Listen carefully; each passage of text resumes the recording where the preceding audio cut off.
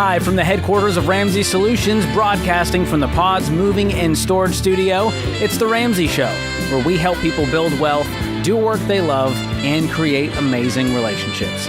I'm Ramsay personality George Campbell, joined this hour by the Dr. John Deloney, and we're here to help you take that right next step with your life, with your money, with your mental health, with your relationships, with the boundaries, with your mother-in-law, all of it right here on the Ramsay Show. Let's do this thing. The number to call is 888-825-5225. Michael joins us in Orlando, Florida to kick off this hour. Michael, welcome to the show. Hi, thank you. What's going on? Yeah, so basically the question is, should I move in back with my parents to go to school, in a nutshell? Okay. What's the situation here? Are you doing it to save money, for location, all of it? Yeah, definitely to save money. Location, not really, because it's basically a boot camp, UX UI design, 3 months if it was full time.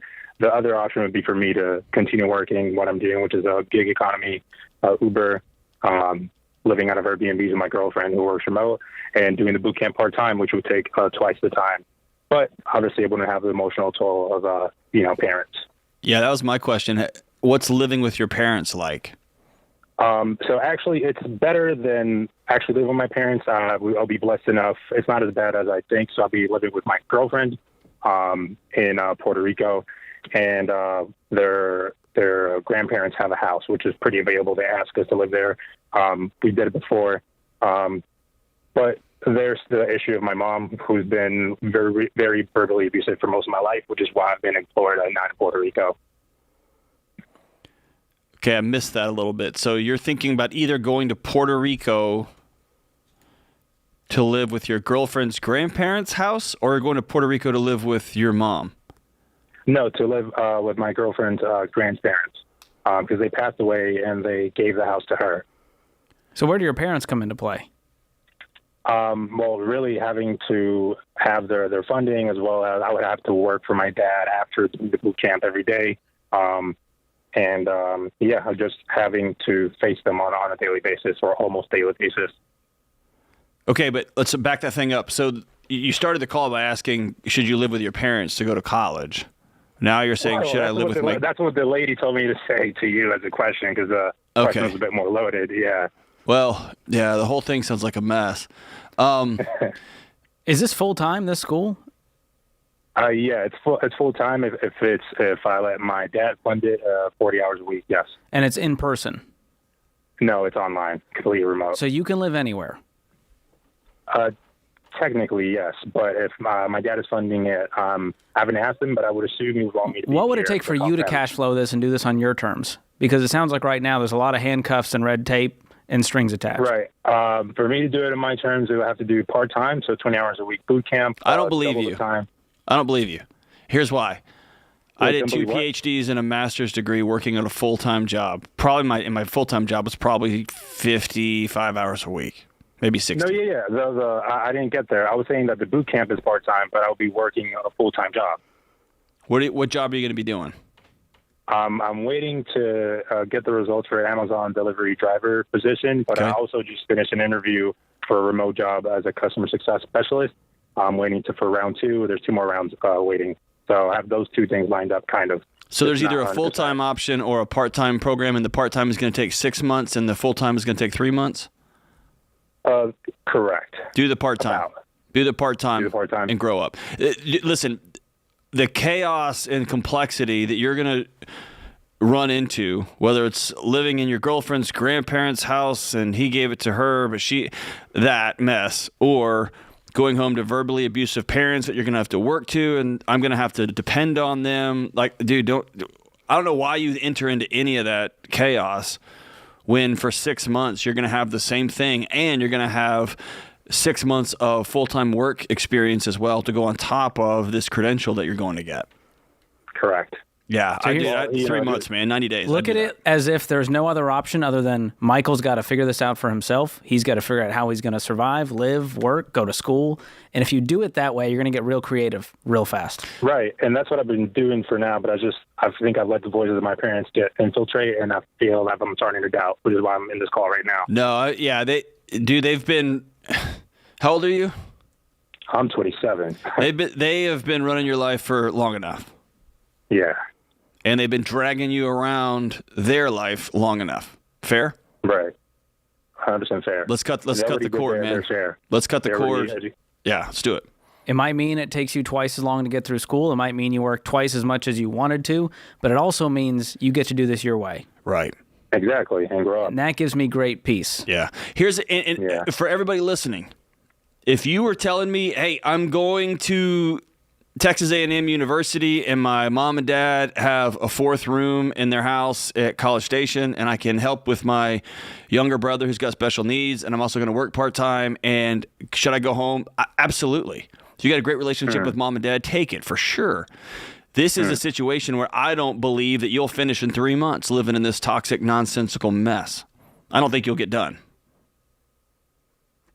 Okay. I think you will be about 4 inches taller, and you'll be able to bench press, not as much as George, but you'll be able to bench press a little bit more, and you will be able to walk into an interview with a credential, 6 months of full-time work experience, and a straight back. You see what I'm saying? Right. And no resentment or any sort of None. Full emotional toll. Yeah. That's right. Yeah, that's the move I'd make, man. Yeah, thanks for the call. Man, there's so much there, John, underneath the surface of the question, which is, hey, I could save money, I can have school funded, but there's so much happening underneath that surface that worries me. And so many people out there back themselves into a corner where they go, well, it's either this or this, and they're both toxic situations, but this is my life, instead of going, there's option C. And it's almost never either or. Almost never. Sometimes it actually is, and it's scary, and like when you get medical diagnostics and stuff, there's either ors, right? But man, when it comes to I'm 27 years old and I want to get a credential, I got to do this or this. No, you don't. No, you don't. You could work full time for 1 year and pay cash. There's a million different options here, right?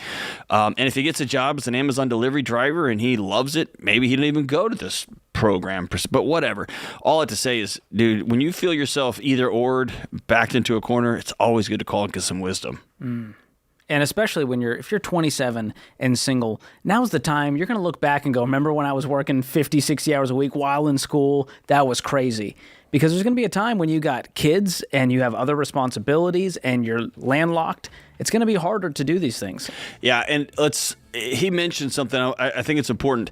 Every extra variable creates more chaos. So, hey, I want to move from my home in Florida to Puerto Rico, live in my girlfriend's grandparents' house.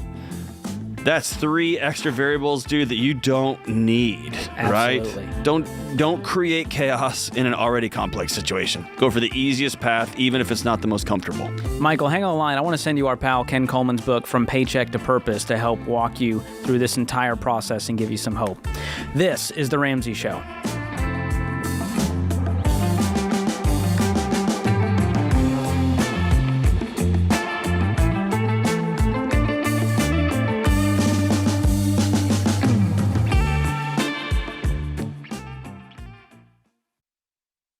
If you're like most people, your home is your most valuable asset. And when you want to make improvements, it can feel like everything costs too much or takes too long. But something as simple as custom window coverings from Blinds.com can completely change your space and add value to your home. We've recommended Blinds.com for over a decade, so you know you can trust them. From blinds, drapes, and shutters to motorized shades, they make it easy and affordable to upgrade your entire home, and their team is ready to help with everything from design consultation to measuring and installation. Plus, there are never any misleading quotes or hidden fees. Everything's backed by their 100% satisfaction guarantee, and shipping is always free. See why Blinds.com is the #1 online retailer of custom window coverings. Go to Blinds.com now and save 40% off selected products. Visit Blinds.com today for more info.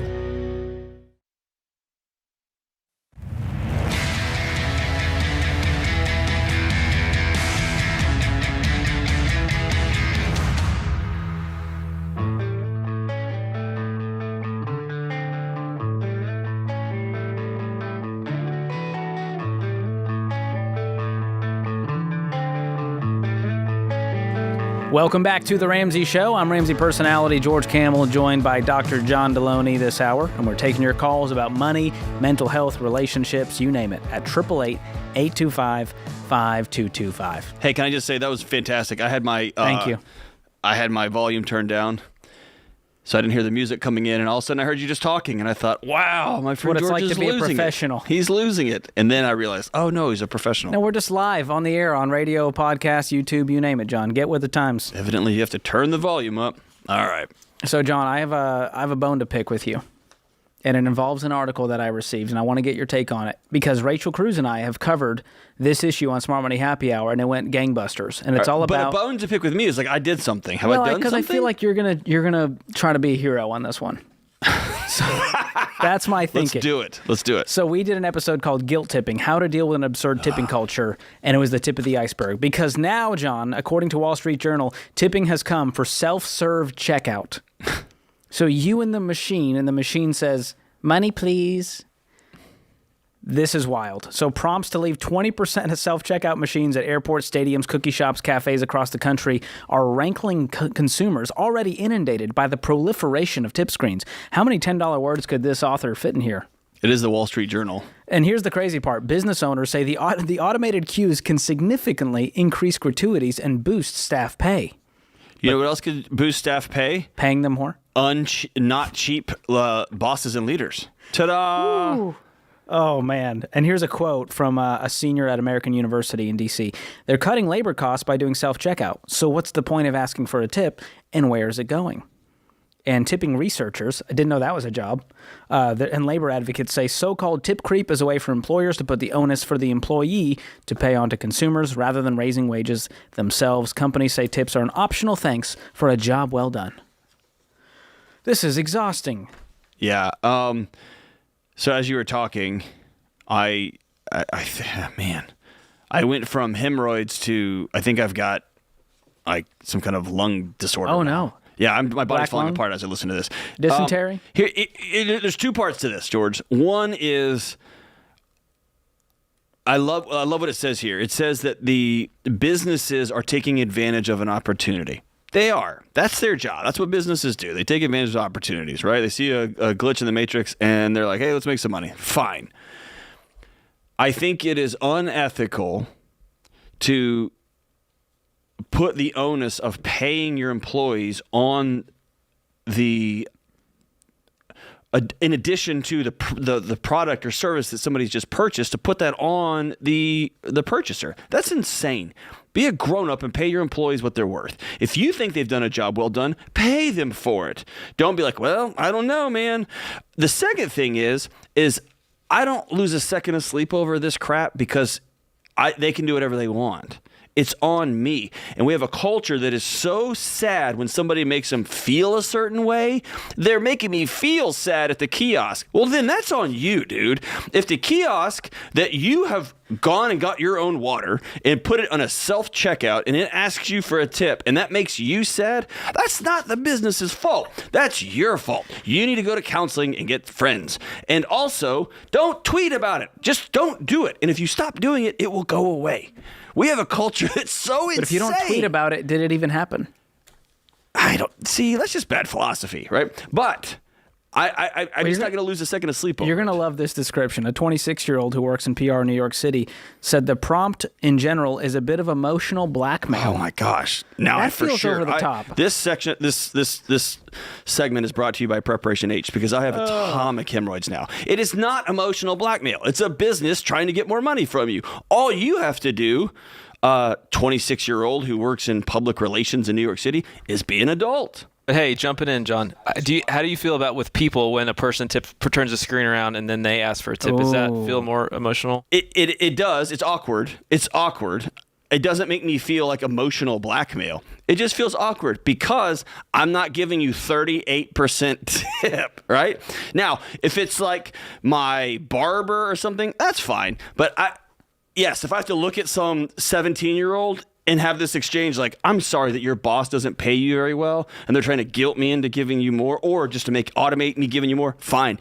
But I don't feel guilty about it. It's not emotional blackmail. Is it awkward? Yeah, it can be awkward. but I'm going to do what I think's right in the situation and move on. By the way, stand your ground. One of the biggest disagreements my wife and I have is I overtip. So I'm always overtipping. What this is doing for me is it's making me reconsider. Going the other way. Correct. Well, I don't think that forced gratuity is any kind of generosity. It's not gratuity. It's not generosity. It's not gratuity. It's a cost, right? So either raise the cost of your chicken sandwich by 25 cents or and pay your employees what they're actually worth, or move on. Well, I have no shame. I go to the custom tip amount and I do 0.00 enter while making direct eye contact. It's a flex, John. It's a flex. It is kind of I can't stand. They turn around and they go, I was just going to ask you a few questions.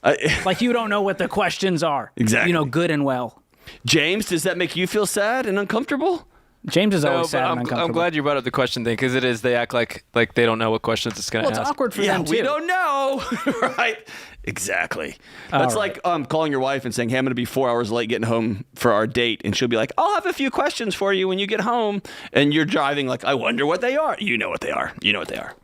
Oh, well, thank you for that. It's exactly how I thought it would go, John. Poorly. Thank you. That was fun. So why did you think I was trying to be a hero about Because last time we did this, you're like, I always overtip, which, again, you use that line. I do, but I don't do it on demand. I do it because I want to be a person of like generosity.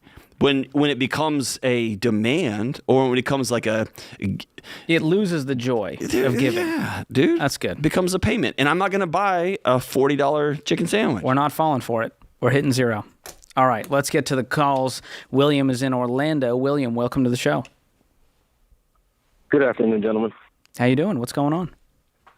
Doing great. I just had a question. I wanted to know, is it smarter for me to just pay off, well, me and my wife, to pay off our student loan debt on our own? Or I am a school teacher, and I do have, I did hear about the public service forgiveness as a teacher, and I just kind of wanted your expertise on that.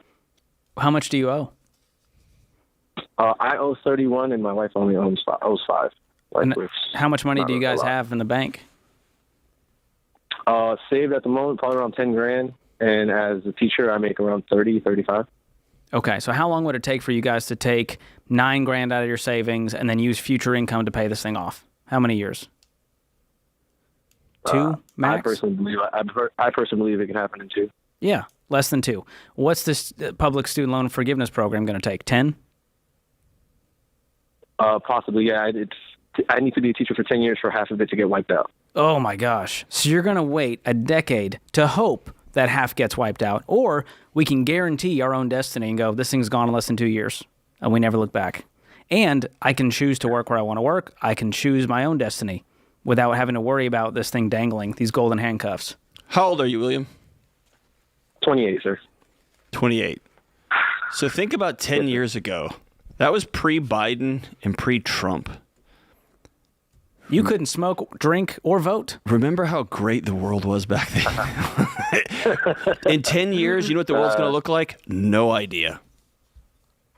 Yes, sir. I'd pay these loans off. And by the way, I've been a teacher. My wife's been a teacher.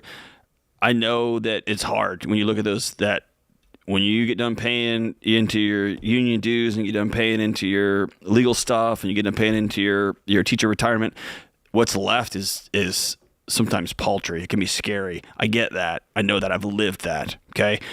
And you put your name on a contract that you told somebody, hey, if you help me get through school, I'll pay you back. And so for me, this is just me, there's an integrity thing. Did I know what I was signing when I was 18? No. Did I run up 6 figures? Yes. And I did sign my name on a piece of paper, said I'll pay you back. And that's the way my wife and I chose to deal with it. And on top of that, go just look at the data on this thing. People who applied and people who got it. It was a 0.5%. Now it's at like a whopping 1% because they made it so much better. Those odds are terrible. Yeah, it's and so off. I'm taking control, man. If you want more on this, go watch our documentary, Borrowed Future, where we talk about this issue. We talk about what to do and how we can overcome this crisis. But you'll be there, man, in no time. I had 36 grand. I paid it off in less than 2 years, and you can do the same. Rooting for you.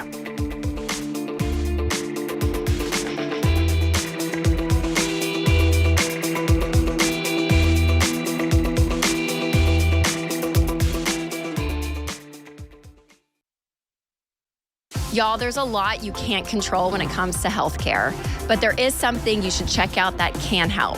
Christian Healthcare Ministries. CHM is not insurance. It is budget-friendly, biblically based health cost sharing.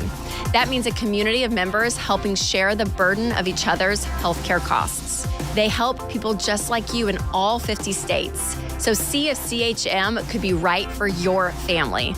Learn more today at chministries.org/budget.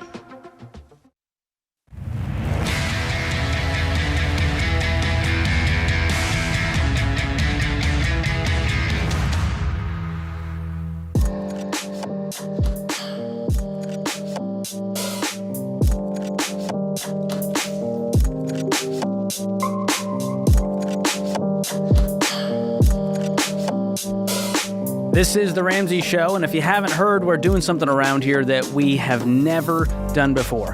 Right now, all of the Ramsay personalities are leading Financial Peace University, including me. And I want you to join my virtual class. No. You can do it from anywhere across the country. Join my class. It's not a competition, John. I'm going to win. It's 1,000% a competition, America. And Jade and Rachel are killing us. That's true. That's why it's not a competition, because they're smoking us. There's nothing we can do about it. I disagree. I'll never say never. We're Prefontaine. Pick one of our classes. So John is leading a Financial Peace University class. His starts earlier than mine. Mine starts June 20th. You know when yours starts? That's kind of a flex.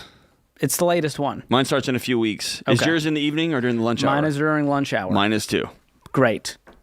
They'll so have to if you want financial freedom and peace sooner rather than later, join my class. There's the pitch. If you want 1 month of just reckless spending before you got to shut it down, you should probably join George's. Now that would be fun. Yes. All right. Well, here's the deal. You're going to learn everything about how to handle money, how to pay off debt, how to build wealth in Financial Peace University.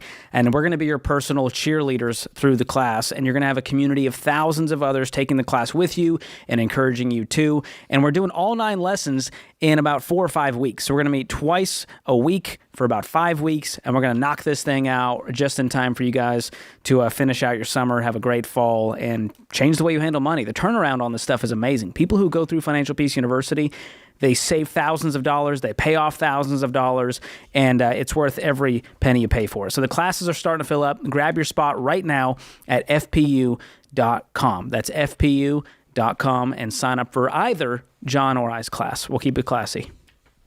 See what I did there?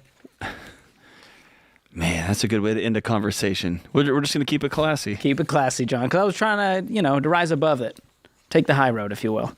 Oh, that's not one of my gifts. I like to get right in the middle of it. I'm not much of a fighter these days. I don't have it in me. Let's get to the calls. Andrew joins us up next in Kansas City. Andrew, welcome to the show. What's going on with you? Yes, hi. Thanks for taking my call. Sure. So I wanted, in a nutshell, to ask how does one pursue an artistic career while trying to find ways to make passive income?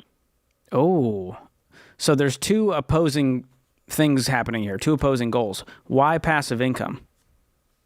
Well, currently, the job that I perform right now is not what I would call high paying, and I wanted to find ways to make passive income.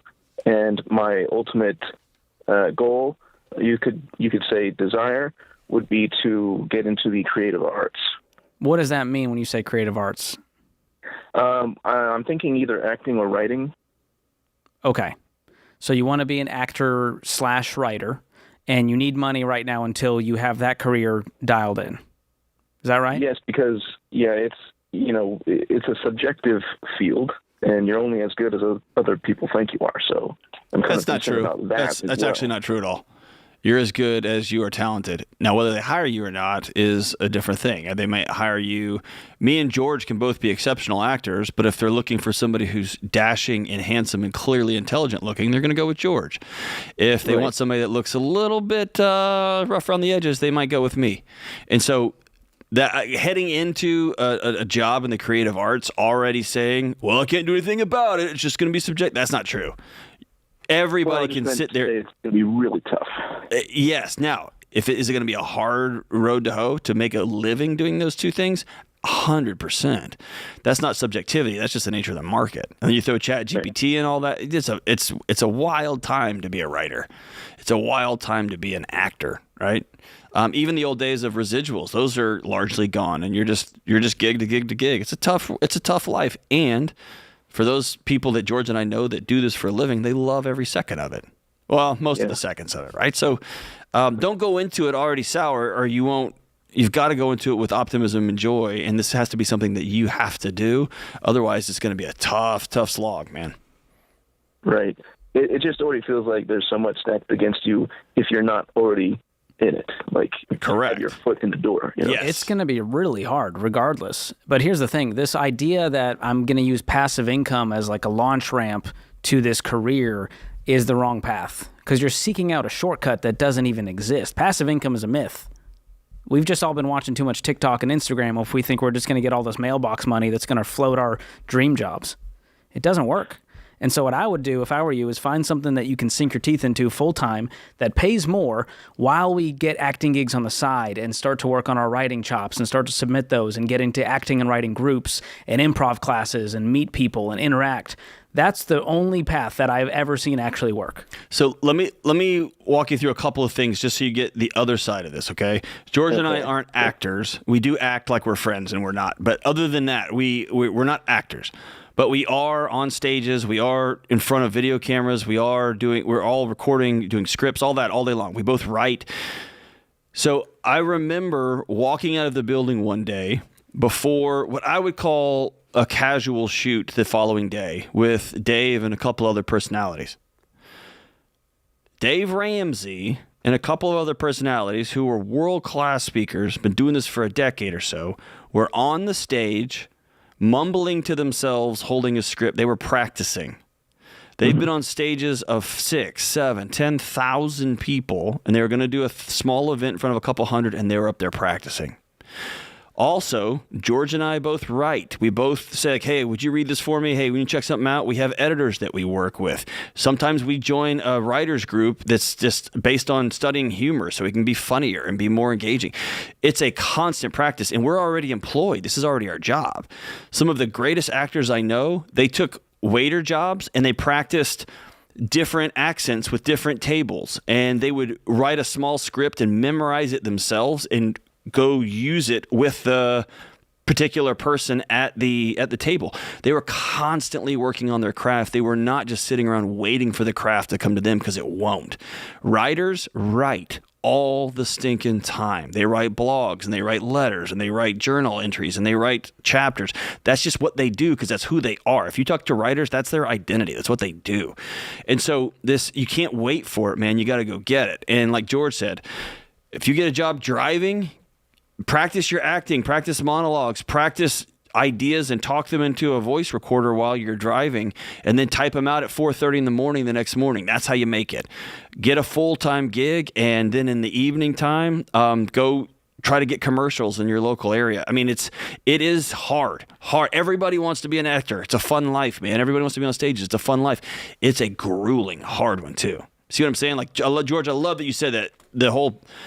I just want to get that passive income thing where they just mail you money. Like, that happened during COVID, and it's not going to happen again, right? Yeah. Okay, so we're ruining your dreams here, man. Like, what are you thinking here? Well, so I'm thinking that I have an agent, and I started writing some short stories that I just don't know if they're any good or if people would even want to get a read writers them. Get a writers group. My wife has a writers group. I've got a writers group. I've got people on the side that read my stuff. Yeah, get a writers group, man. Yeah. They'll tell you.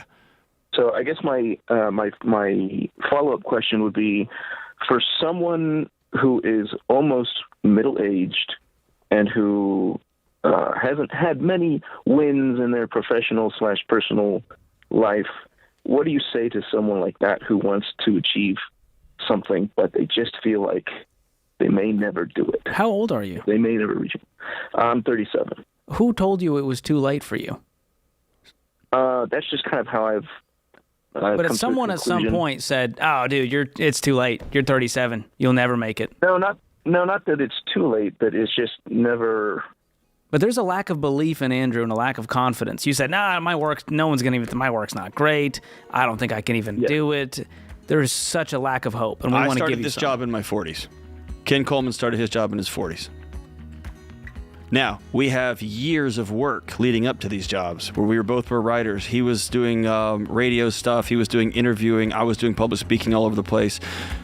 But we didn't start this job until we were in our 40s.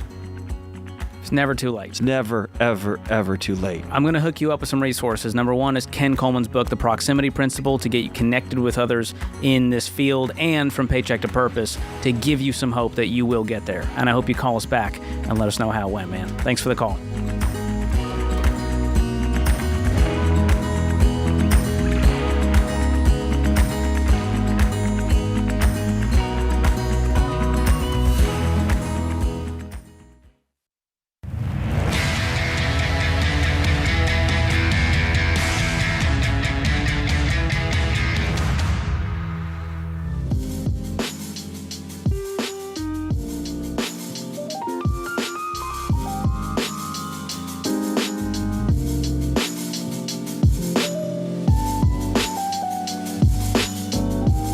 Hey, if you're a new listener of The Ramsay Show and you want to dive deeper into the baby steps, some of the lingo we throw out here, baby step 3B, gazelle intensity, go to RamsaySolutions.com and click on the Get Started button. It's totally free. We're going to help you figure out the next best step for where you're at in your financial journey today.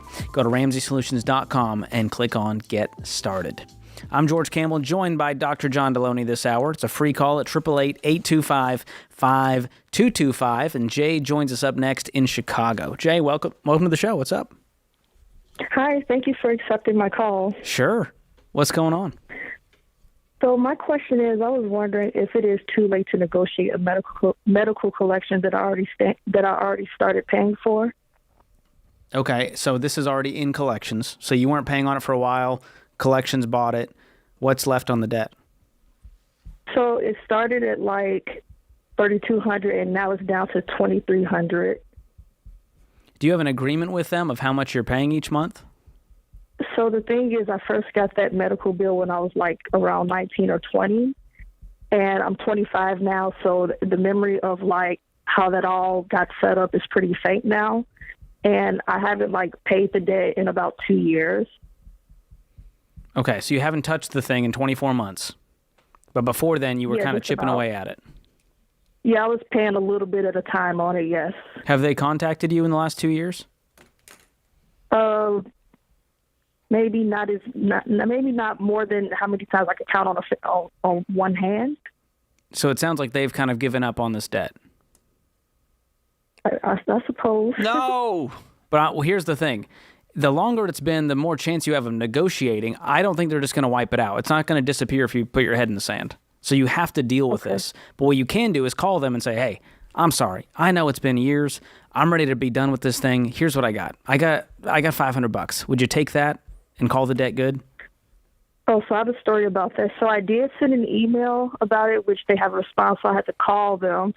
And they did acknowledge that they did receive the email, but they said because of who the creditor was, they weren't allowed to negotiate, due to the fact of who the creditor is. I've never heard that. Who's the creditor? Well, I've never heard it either, but when I called the creditor, it was true. Okay. Well, either way, you got to pay this thing. If they're not willing to negotiate, I still want it out of my life because it's been looming in yours for a long, long time. Did you get some medical care done? What did you have done? So I was in college at the time when I had to go to the hospital for this problem. Mm-hmm. It was some bowel issues and, crazy. It costed, $3,200 to get that resolved. Mm-hmm. And, that's all I had done. I just went to go get that checked out. So can I flip this around and put this in both of your hands at the same time? Is that cool? Sure. You're not going to like me, but that's okay. Is that cool? Can we still be friends? Go for it. Just going to a local ER or a doc on the box in the corner, it can be outrageously expensive. Outrageous, insanely expensive, especially if you're a college student and you don't have any other alternatives, right? And if we go back to when you were 18, 19, or 20, you were really sick. and you walked in a place and you said, will you help me? And they said, yeah, we will. And was it expensive? Yes. Was it worth what they gave you? I don't know. Who knows? I don't even know what the procedure was, and I don't really want to know. But there's something to be said for, hey, when I needed help, y'all were there. I'll pay my bill. And now I'm 25, I'm 26, this thing's been hanging around forever. It's time for me to just be an adult and say thank you, even though I think what you charged me was 10 times what you actually did. Maybe they gave you a high five and a lollipop and said, go get them, kid. And then they charged you $3,200, right? Who knows what they did? But there's something to be said for, I went and utilized a service. It helped. I'm better. I'm going to pay my bill, even though I don't agree with it. I'm going to be wise and informed moving forward, but let's just pay this thing and get out of our life. Okay. You're going to have a soul tax. You're going to make yourself nuts calling these folks, emailing them, waiting for the response, getting them to call you back, and because their job is to tell you no forever and ever and ever. Amen. Just pay the bill and move on with your life. That's my recommendation. Okay. That's what I would do. Do you have the money? Much as that would hurt.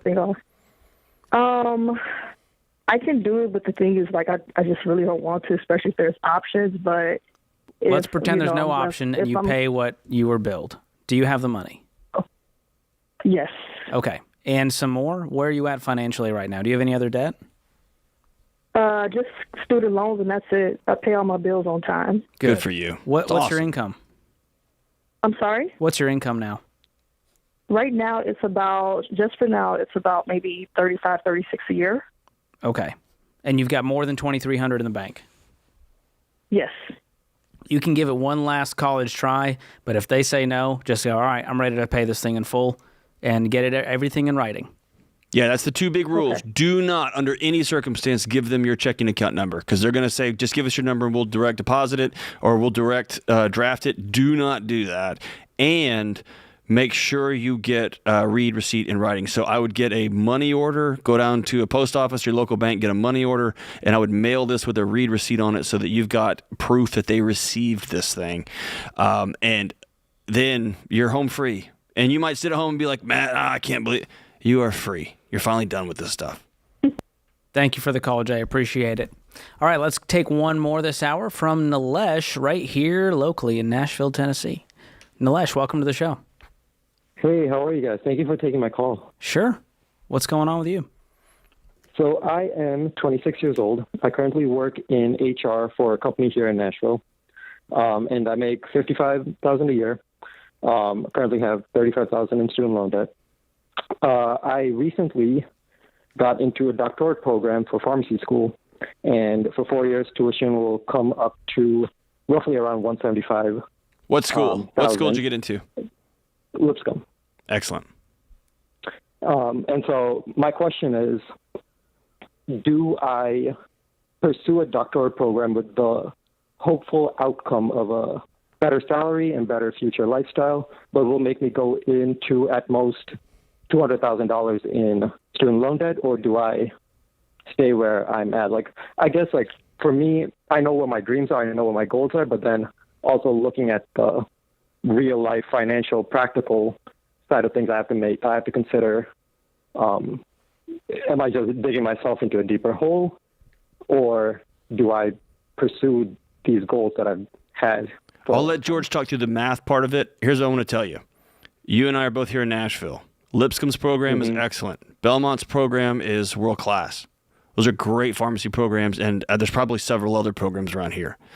The world needs better pharmacists who are informed, who aren't just pill pushers, who teach people at the counter and care about their patients and clients. We need them, okay? And you cannot afford this. It's $175,000. Right? And so I have friends and colleagues at both of those schools, incredible opportunities, and you can't afford it, man. I think we need to see what the other options are. And that might mean we wait, we pay off our student loan debt, we start to stack up some cash, we get scholarships. Maybe you're married by then, we have dual income, and we start to be able to cash flow this thing. But right now, going $200,000 into debt, and on the other side, hoping we make enough to pay the bills and get by, and one day pay the student loans off, you're just trading for another burden. And the tuition is $175,000. but you have living costs for 3 to 4 years. You've got eating costs. You've got all sorts of other things that add up. And students coming out with pharmacy degrees, 250, 300, 350 in the hole is not an anomaly. That's not a weird thing that happens. It's rather common. I'd love to see you crank that $30,000 student loan debt out. You're only making 55, and so I get things are tight, especially here in Nashville. I mean, it's an expensive place to live. Mm-hmm. It may be that jumping to this next thing 4 years from now isn't the right move right this second. And by the way, my mom graduated from her PhD at 57. You have plenty of time, my brother. Plenty of time. Just do it the right way. Do it the right way, and don't hinge your entire life on one thing. Yeah, this doesn't mean your life is over if you put pause on this thing to do it the right way. Move slow. Do it when you have the cash. You'll walk into that pharmacy program with a lot more peace. Yes. Hey, stay on the line. We're going to send you our friend's Anthony O'Neill's book, Debt-Free Degree, and he'll help you get there, my friend. Good call. That puts this hour of The Ramsay Show in the books. Hey, George Camel here. If you love the show and you want a deeper dive on your money journey, we've got a weekly newsletter that gives you helpful articles and tips on following the Ramsay way. Just go to RamsaySolutions.com today to sign up for the newsletter. Again, that's RamsaySolutions.com to sign up for our weekly newsletter.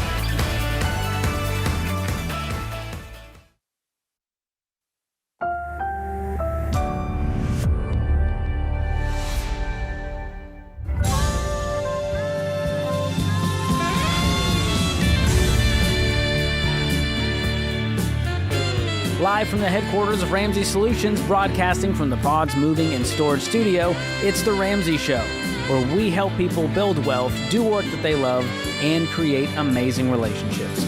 I'm Ramsay personality George Camel, joined this hour by fellow Ramsay personality Dr. John Deloney, host of the Dr. John Deloney Show, which has just been going zoom, as they say, John. So be sure to check that out on podcast and YouTube if you're a fan of John, which I assume you are. Who says that? I don't know. It just felt right in the moment, to be honest. Felt right? Felt good? It did. As they say. And I've joined the ranks now, John, as a fellow YouTuber with my new YouTube channel. And I got to say, it feels as good as they said it would. And you're crushing all of us, When I tell my family, I'm like, I'm a YouTuber now. It feels so good. I get a newfound respect. Oh, no. That's how my kids bring me back to earth. But that's what all the kids want to be these days. So it actually makes me cool. I think that's an important thing for you to continue to repeat to yourself over and over. It makes me cool with teenagers. Yeah, that's, things aren't going well for you. But your show is going fantastic, man. Tell us about it. It is. Yeah, we have about 14 episodes. We do Monday, Wednesday, Fridays.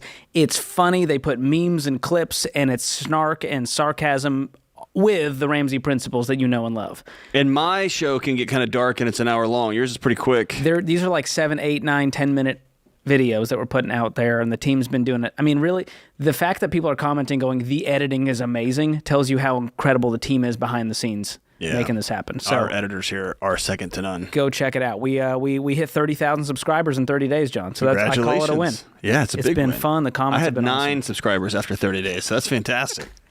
That's when James was running the show. Most of them was the team. It's my mom, just hitting refresh over and over again. Well, now you've got hundreds of thousands, and it really is a great show. I appreciate that. And I mean that, which I rarely do. And George does call in the show under pseudonyms, and so... Only way I can get John to take me seriously. Correct. Well, we're answering your questions on today's show. 888-825-5225 is the number to call. Connor is in Salt Lake City. Connor, welcome to The Ramsay Show. Hey, thanks for having me. Absolutely. How can we help? Yeah, so my wife and I were currently on baby step 6, but we're looking to move in the next couple of years. We're just wondering if we should be paying extra on our mortgage or if we should just be saving that money. What would you be saving the money for? I don't know. Down payment on a house. We have our emergency fund, obviously, but I feel more comfortable with more money in the bank I have. So with your home equity, what does that look like right now versus what you owe? Like how much equity we have? Yeah. What's left on the mortgage and what's the house worth? So there's $275 left on the house, and it's worth about $450. Okay. I'll tell you what I did. And, everyone plans on moving at some point probably, if they're in their 20s, 30s, 40s, 50s even. And so I like to look at this as a forced savings plan where I go, if I have a pile of money over here, we might go, oh, you know what? We got to upgrade the old thing. We got to do the renovation. We got to go on the vacation. And all of a sudden, the money that would have been going towards helping you build wealth in your home equity is now going towards other things. So as just a human who is fallible, I like to just go, let's pay down the mortgage. It's not disappearing. It's going to be in the home equity when we go to sell. And then you just roll all of that money into the next house. Yeah, that makes sense. That way you can't access it. How much of your concern about having a pile of cash in addition to your emergency fund is just what's in the air right now? You know, you got every news channel trying to scare you to death. You've got every nonsense influencer telling you it's all coming down. We're going to be trading cigarettes and rocks and coffee for, like, how much of it is that? There's just a lot in the air right now. A bank fails, and it just, as Warren Buffett says, fear is contagious. How much of it's that? You're starting to get nervous. Yeah, I'd say it's probably 50%. I don't know. I've always just been a saver and like to have money in the bank. But yeah, I mean, I watch the Ramsay Show and people call in about the banks and the U.S. dollar. So I'd say that's definitely fueling that desire to have more cash on hand. I want to tell you that the idea of the feeling you think you're going to have, like, let's just imagine you're sitting on your couch and you imagined I have $100,000 in my checking account. Like that, you can just picture that, and you imagine how you would feel. My promise to you is, if you were sitting there across the dinner table from your wife and y'all have no house payment, that feeling is infinitely more powerful. Because if the U.S. dollar goes away and we're trading water and cigarettes and turtle shells for food or whatever they think, or we're just suddenly going to go to Bitcoin and Beanie Babies or whatever it is, a paid-for home that nobody can take from you is a level of security that you don't even know your body needs. Okay? So there's something about, I get the math and I get the, hey, it's all coming down, and I do get the fear is contagious. I'm with you. I get nervous about that stuff. I'm just cosmically blessed that I get to sit by Dave a couple times a week, and I'm like, hey, we're good, right? And he's like, we're good. And so, and he's supernatural about that, right? He just has a peace about him because he understands. And if it was going sideways, he'd let us know. So most people don't get that, which I understand. What I want to tell you is there is another level. It's like an elevator secret elevator opens up beneath your home. Another level of peace when you and your wife have paid off a home and nobody can take it from you. And you can kind of do whatever you want. You want to sell it? Cool.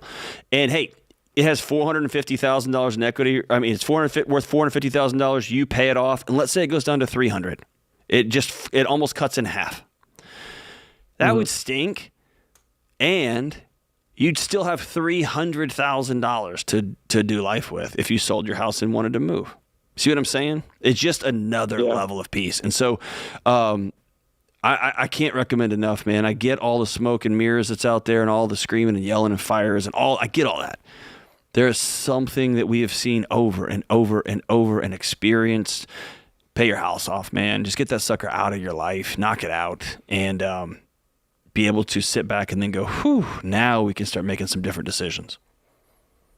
Yeah, no, and that's honestly the goal. It's just like I said, we're looking to move. So I know I'm not going to get that $275,000 mortgage paid off before we move. So, I mean, but you'll get that money back. Off. Yeah, I know I will. What's your household income? I make about $100 a year.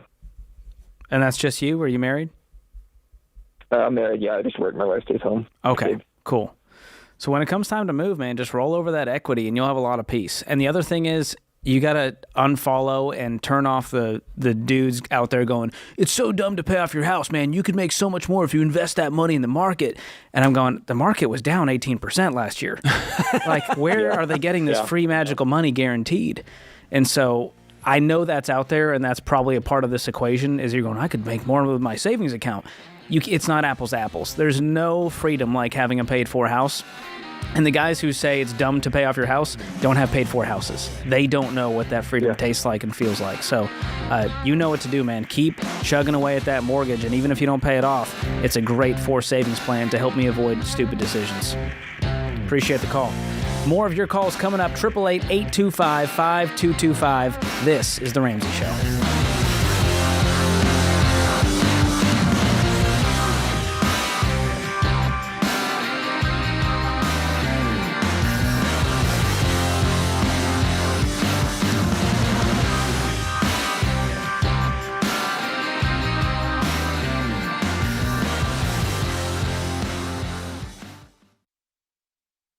We've been doing business at Ramsey for more than 30 years. By now, we're a well-oiled machine, but it wasn't always that way.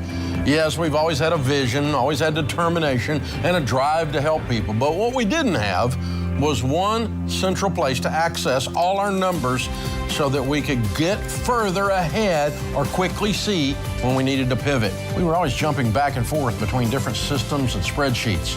So when NetSuite by Oracle helped us wrangle our revenue, inventory, expenses, and more into one place, it was a game changer. And NetSuite's #1 cloud financial system can help your business gain the same visibility, because businesses thrive on timely data. And NetSuite's real-time analytics can help your business have immediate access to your numbers daily, so you always know where you stand and you can move quickly.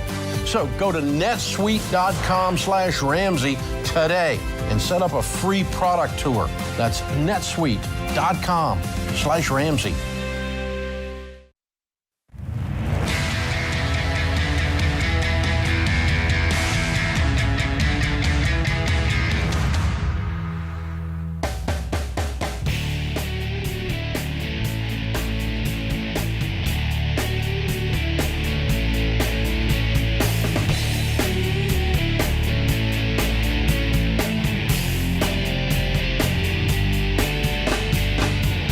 Welcome back to the Ramsay Show. I'm George Camel, joined by Dr.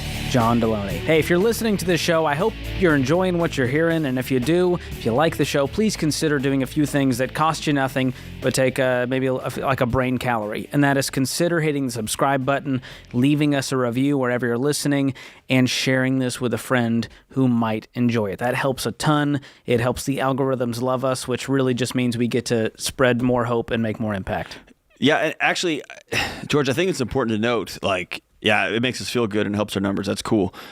But if you are like me and you're frustrated when you see people spending money they don't have, not because you're high and mighty, but because you know what it's doing to their family, you know what it's doing to our economy, the more you like and subscribe and put 5-star reviews in there, the more this thing kicks up into more algorithms and gets in front of more people. It costs no money to get this message out in front of other people.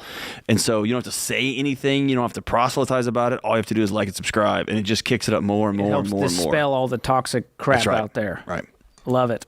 Let's get to the calls. We got Joe in Lexington, Kentucky up next. Joe, welcome to the show. Hey, guys. How's it going? Great. How are you? Oh, pretty good. I have a long, drawn-out story that I'm going to try to condense down as much as I can because it starts years ago. My wife and I, currently, we're not in any debt other than our house, but I still want to go through the baby steps. Okay, let me preface this with saying, I tried to get her to do the baby steps 15, 20 years ago, and she fought me on it, argued that we didn't make enough money to do it, continued to be heavily in debt.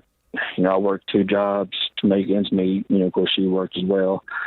Then my father passed away in 2020 and left me a decent amount of money, and that was the only reason we were able to pay anything off. And we did, under the unfortunate circumstances, obviously. Some of the money that we had left over, my wife, I kept it in savings, and my wife kind of used it as a piggy bank.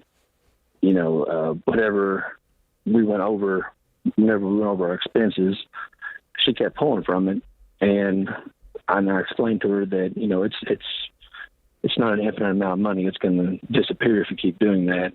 And she continued to do it. So I ended up taking half of the money, putting it in my own savings account, and saying, you can do whatever you want with your half that's left. I'm keeping a savings. So we have, I'm trying to keep it as an emergency fund. Of course, that didn't go over well, but we recently, within the last couple of weeks, I've tried to stress that I wanted to be able to save money, create like a full emergency fund, save money for our kids' college funds.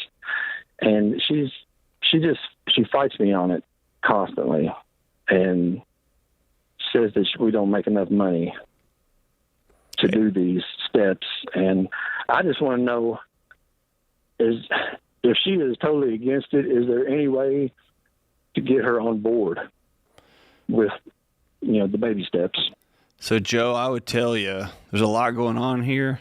This has nothing to do with money. And I think you're correct. This is a marriage that's in a lot of trouble. Am I right? I would agree, yes. And I think there's an extra layer now that she has burned through what you would consider holy money, right? Sacred money. Money my dad left us that we had to spend a huge chunk of to pay off last year's meals and last 5 years ago vehicles. And old man bailed me out one more time. And I'm going to put this money and we're going to hold it and it's going to keep us safe in the future. And she's buying shoes and clothes and whatever with it. Correct. That's not about money, man. That's about two people that I'm afraid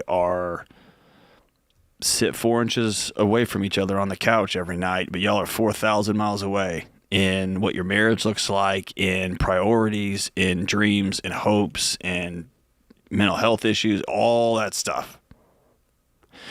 Most of the time, let me just backing out.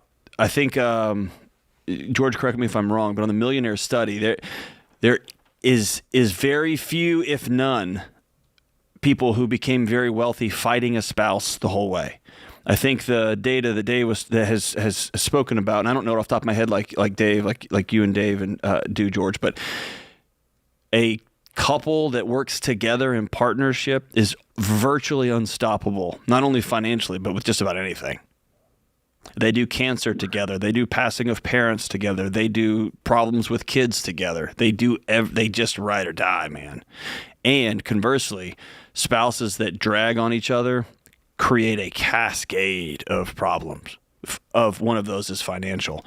So no, I don't think you can just create this alternative universe where you get you out of debt and you suddenly just create this alt universe. I mean, it's just a further way to drive a wedge between you and your wife. Can I ask you a hard question? Sure.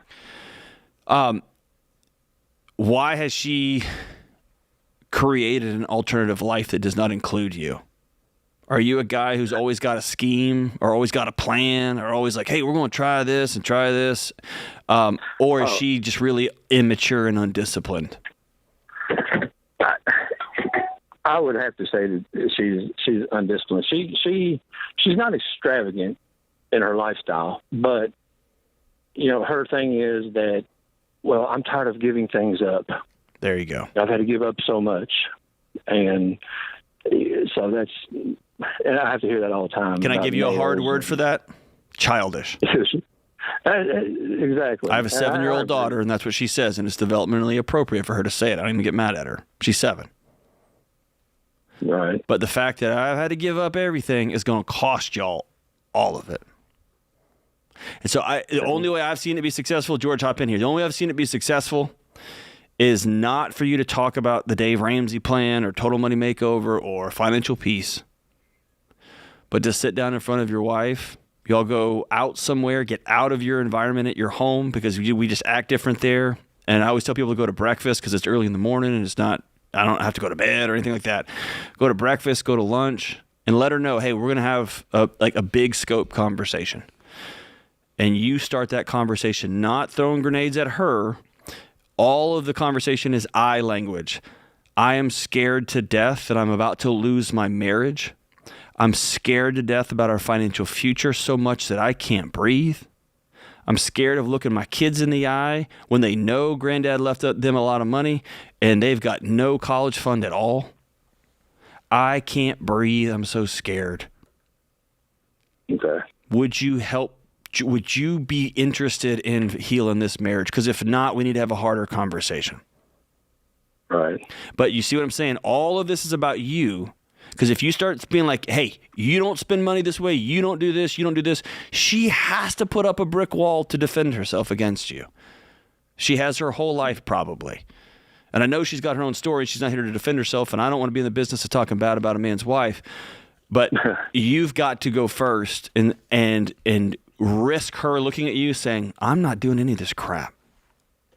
And then you're going to have some hard decisions to make. All right. I think if you lead with that vulnerability, Joe, it's going to change the conversation. She's going to go, this is a different Joe. He's not coming at me. He's not going with the what and the how. He's talking about the why. He's sharing his fears. He's sharing his dreams. And then once we have those laid out and you hear her side, what are your fears? What are your dreams? What's driving this spending? What's the root cause? Well, then we can develop a plan. And the plan becomes, this is what we both agreed on is our shared vision, our shared goals. And then it's not one person against the other. Hang on the line here. I'm going to send you a free Financial Peace University for free, and the EveryDollar app, and the Total Money Makeover book. Y'all can do this together. So I'm going to set you up. And if you get to it, after she agrees to begin repairing your marriage, this can be one of the tools that you'll use to get back on the same page. Hang on the line. We'll be right back.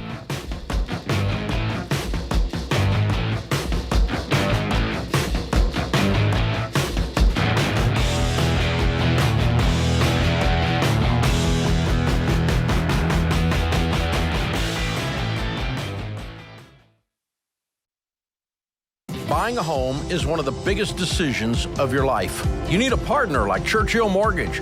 Churchill is one of the highest rated lenders in the country, and they're Ramsey trusted because they do what's right for you. Churchill works with you to build a mortgage the Ramsey way, one that doesn't bust your budget, sets you up for financial success, and helps you get out of debt faster. Go to churchillmortgage.com today and get started.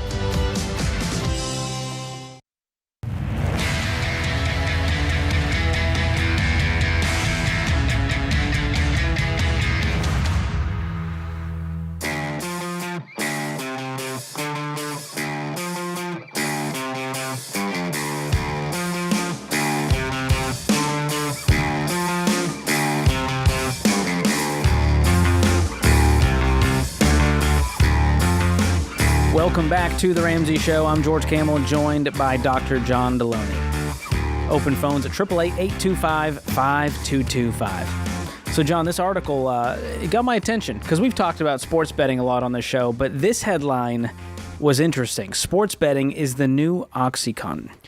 I think that's interesting. A really excellent way of explaining the problem here. So that everybody's clear, your state governments are profiting off the complete and total collapse of the state citizens' mental health. When it comes to the issues with sports betting, especially, you're able to just do it with your phone wherever you happen to be. You don't have to you can't go to a casino, and you can just do it whenever. And states are raking in this money. So 33 states and D.C. it's now legal. Believable. Soon to be 4 more. 6 more are debating legislation. And we see these sports betting apps. I've never seen advertising so aggressive. From DraftKings, WynnBET, BetRivers, FanDuel, Caesars, and there's a bunch more.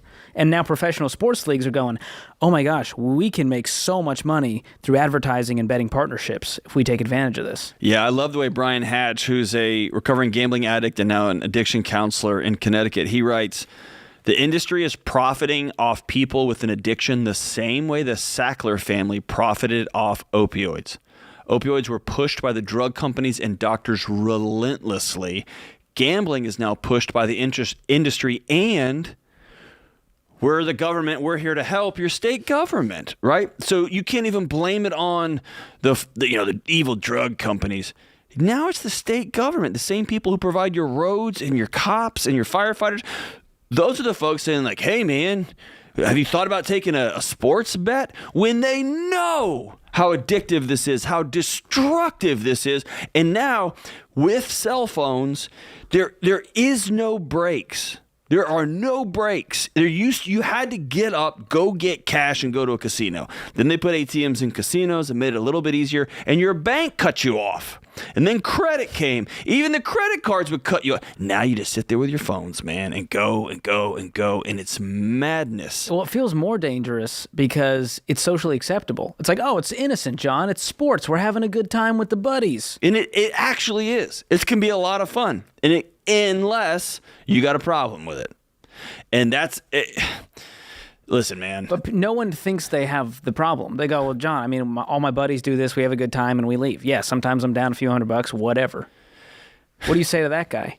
Yeah, it's a mess. It reminds me of folks who struggle with addiction, right? If you struggle with cocaine, one of the first things, or with alcohol, one of the first things they tell you to do, the first lines of defense is you got to change your environment. You got to change the places you go, the people you hang out with.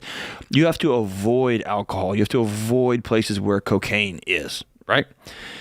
If you struggle with disordered eating, it's infinitely more challenging because you can't avoid food.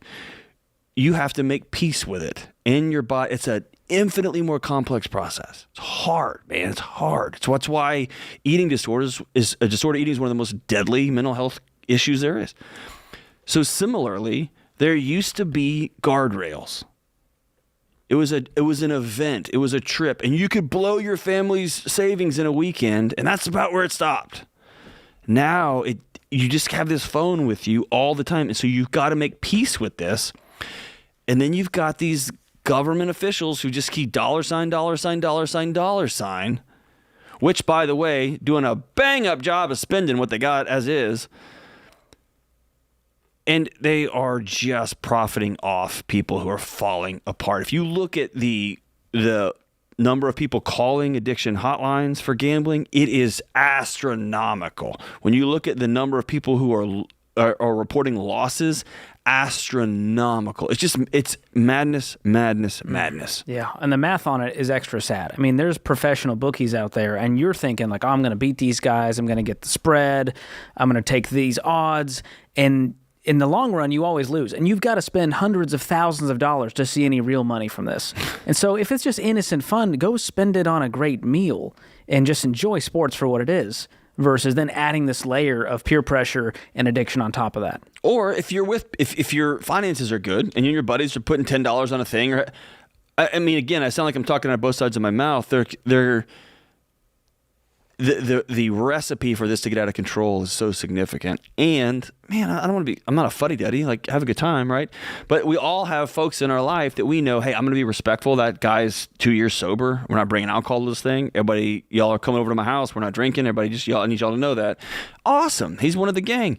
It's hard to know that now, and everybody's got a cell phone with them 24/7, 365. This whole thing makes me sick, man. It really is gross. I think it's going to be the next kind of epidemic in the addiction world. It's sad. Well, what's going to be equally an epidemic, you're going to have a group of citizens that are completely melted down, and they were cheered and clapped on by their local representatives, and you're going to have government officials who are not great at windfalls. They get these, New Jersey bettors have waged nearly $35 billion, and the state's made $300 million off of it. In Pennsylvania, bettors have waged almost $20 billion, generating more than $380 million.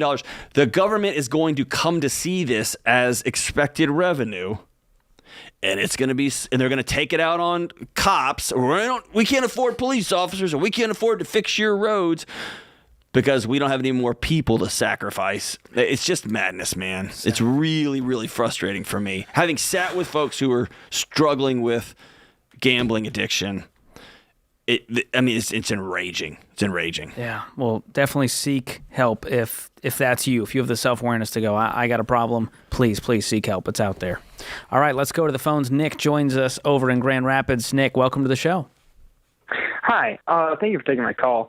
I just want to know if I should switch jobs from a job I like to a job in the same field, but with better pay and benefits. This feels like a home run. What's stopping you? I guess I just really like the job that I'm at right now, and it's kind of on the ladder that I want to be on. I want to own my own construction company at a certain point, and right now I'm learning every facet of construction. And in this new job, it'd be more specified and not so much everything, Do you think it would slow down your goal of running your own company if you took this new job? I think it could because there's certain things like for instance, framing a house. I wouldn't, I'm learning that right now, but I don't know how to completely. And in this new job, I wouldn't be doing hardly any framing. How old are you? I'm 21. And what's the pay bump? I guess Not, and I have an interview next week, so that's going to be specified. But it's it's probably at most a $4 an hour pay bump. Okay. But right now I have no benefits at the job I'm at, and the job that I would be going to has 401k, a lot more paid time off, health insurance, stuff like that. That's big. Which you're talking probably an $8K pay bump plus the benefits that you don't have any right now. And so you're paying for those out of pocket. Do you have health insurance? Yeah, it's actually subsidized because my wife is currently staying at home, so it's like $30 for my son and I. Okay. A month. What are you going to be doing in your new job? It's kind of like I'd be like the wrap-up guy, kind of going through the house, putting on a couple finishing touches, like cleaning up a good bit, and occasionally doing more involved stuff.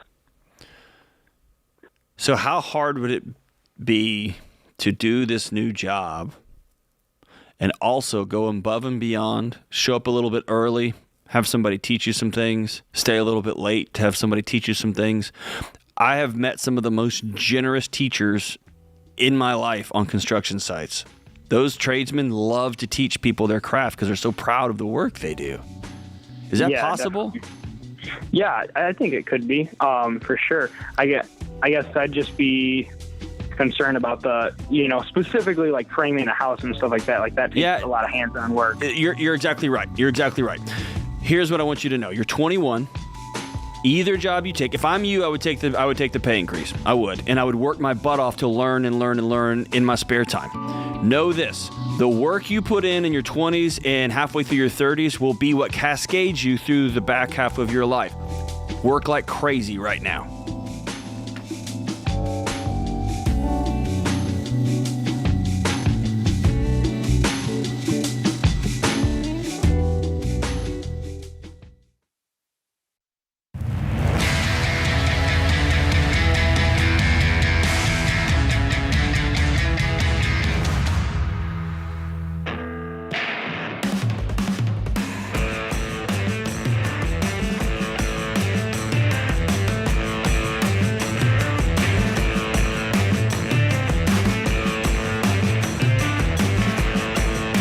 Welcome back to the Ramsay Show. I'm George Camel, joined by Dr. John Deloney this hour. Call us up at 888-825-5225. Listen, sometimes you got to buckle down and sacrifice if you want to make progress with your money. But today is not one of those days because we are giving you the chance to win some of Dave's money in the Ramsay Cash Giveaway. All month long, you can enter to win up to $500 or the grand prize of $3,000. All you got to do is go to RamsaySolutions.com/giveaway. And you can enter daily, which will increase your chances of winning. And there's no purchase necessary, but you got to be 18 or older in order to win.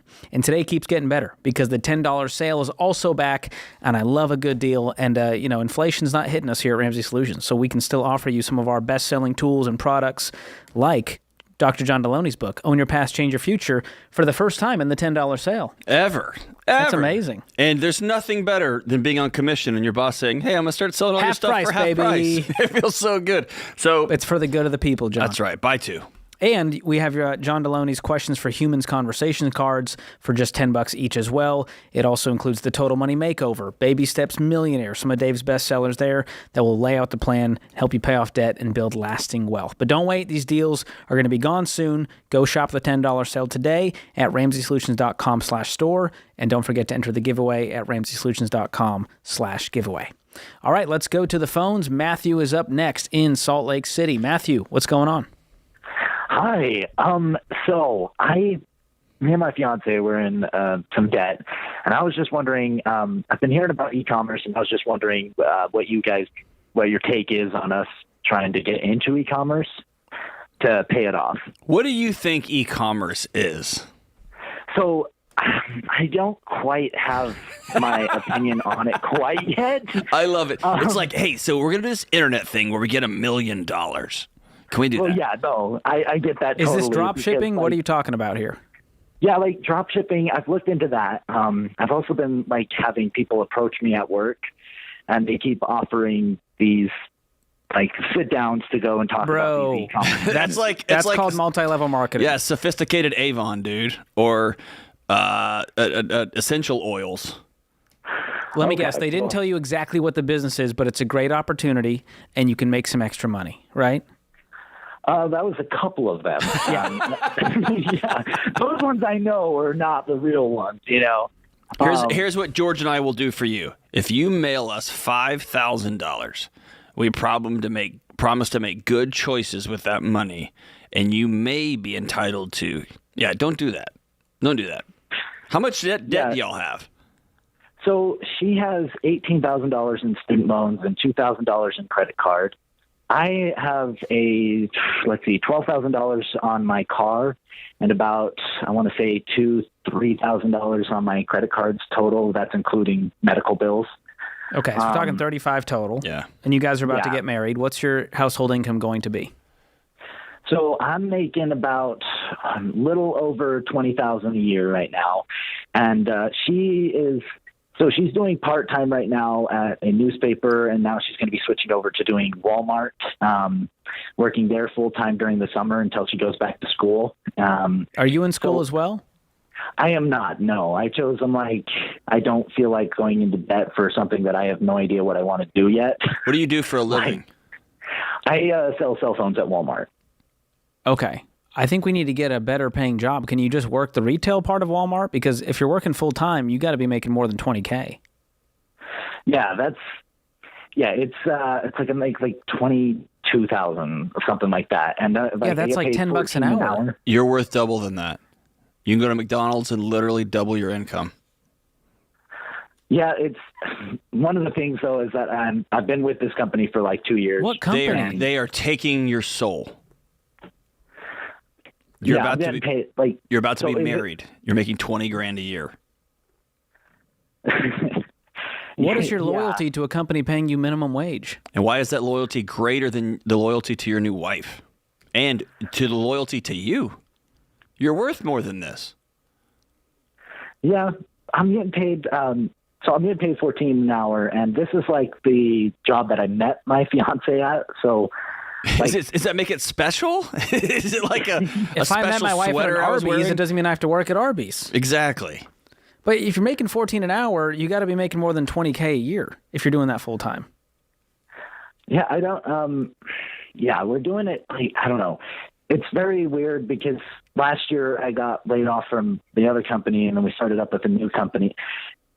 I think you guys need to find careers instead of jobs, and that's longer term because you guys are young. How old are you? I'm 22. She's 23. Okay. Once we find careers, it's going to help pay off this debt, but e-commerce is not this. No, you're not in a position, bro. And I just did a video on this on my new YouTube channel. It's called Savvy or Scammy, The Truth About E-Commerce Side Hustles.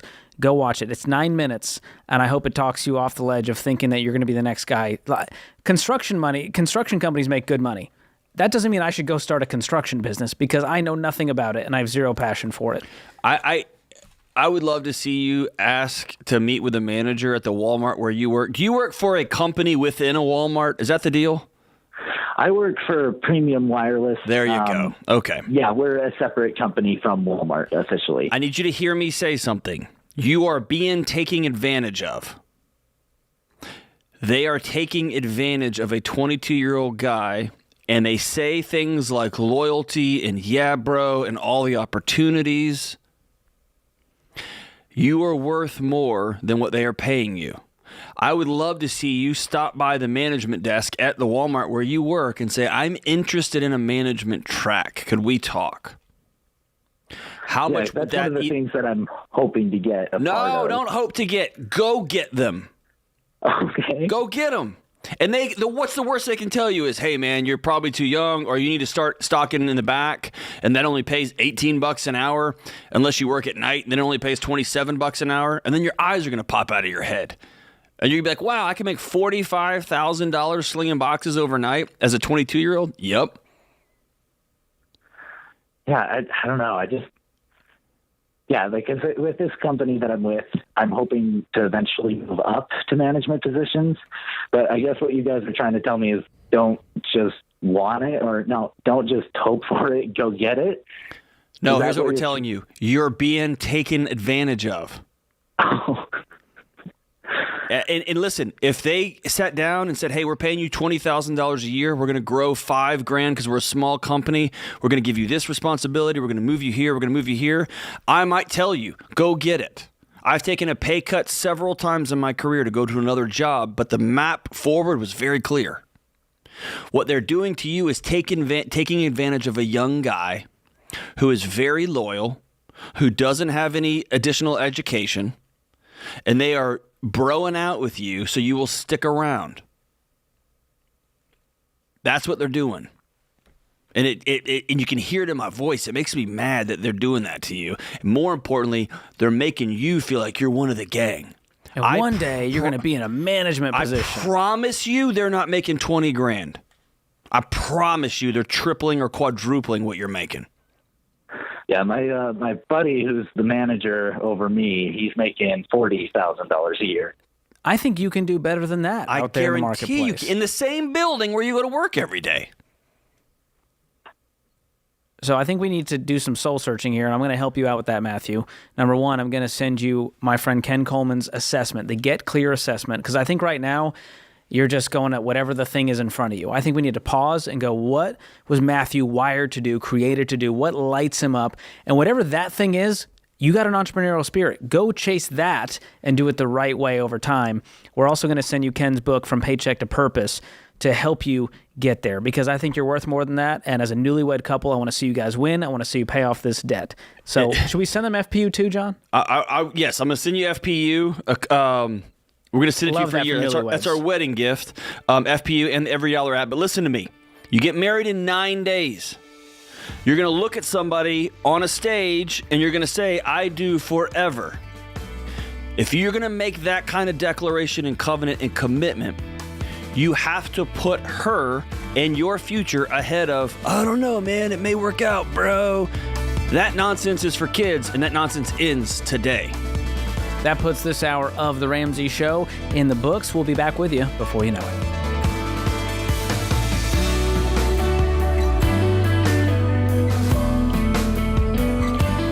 Hey, it's John Deloney, co-host of The Ramsay Show. Did you know over 18 million people listen to The Ramsay Show every week? A lot of those people listen on one of our 600-plus radio stations across the country. To find a station near you, go to RamsaySolutions.com/show.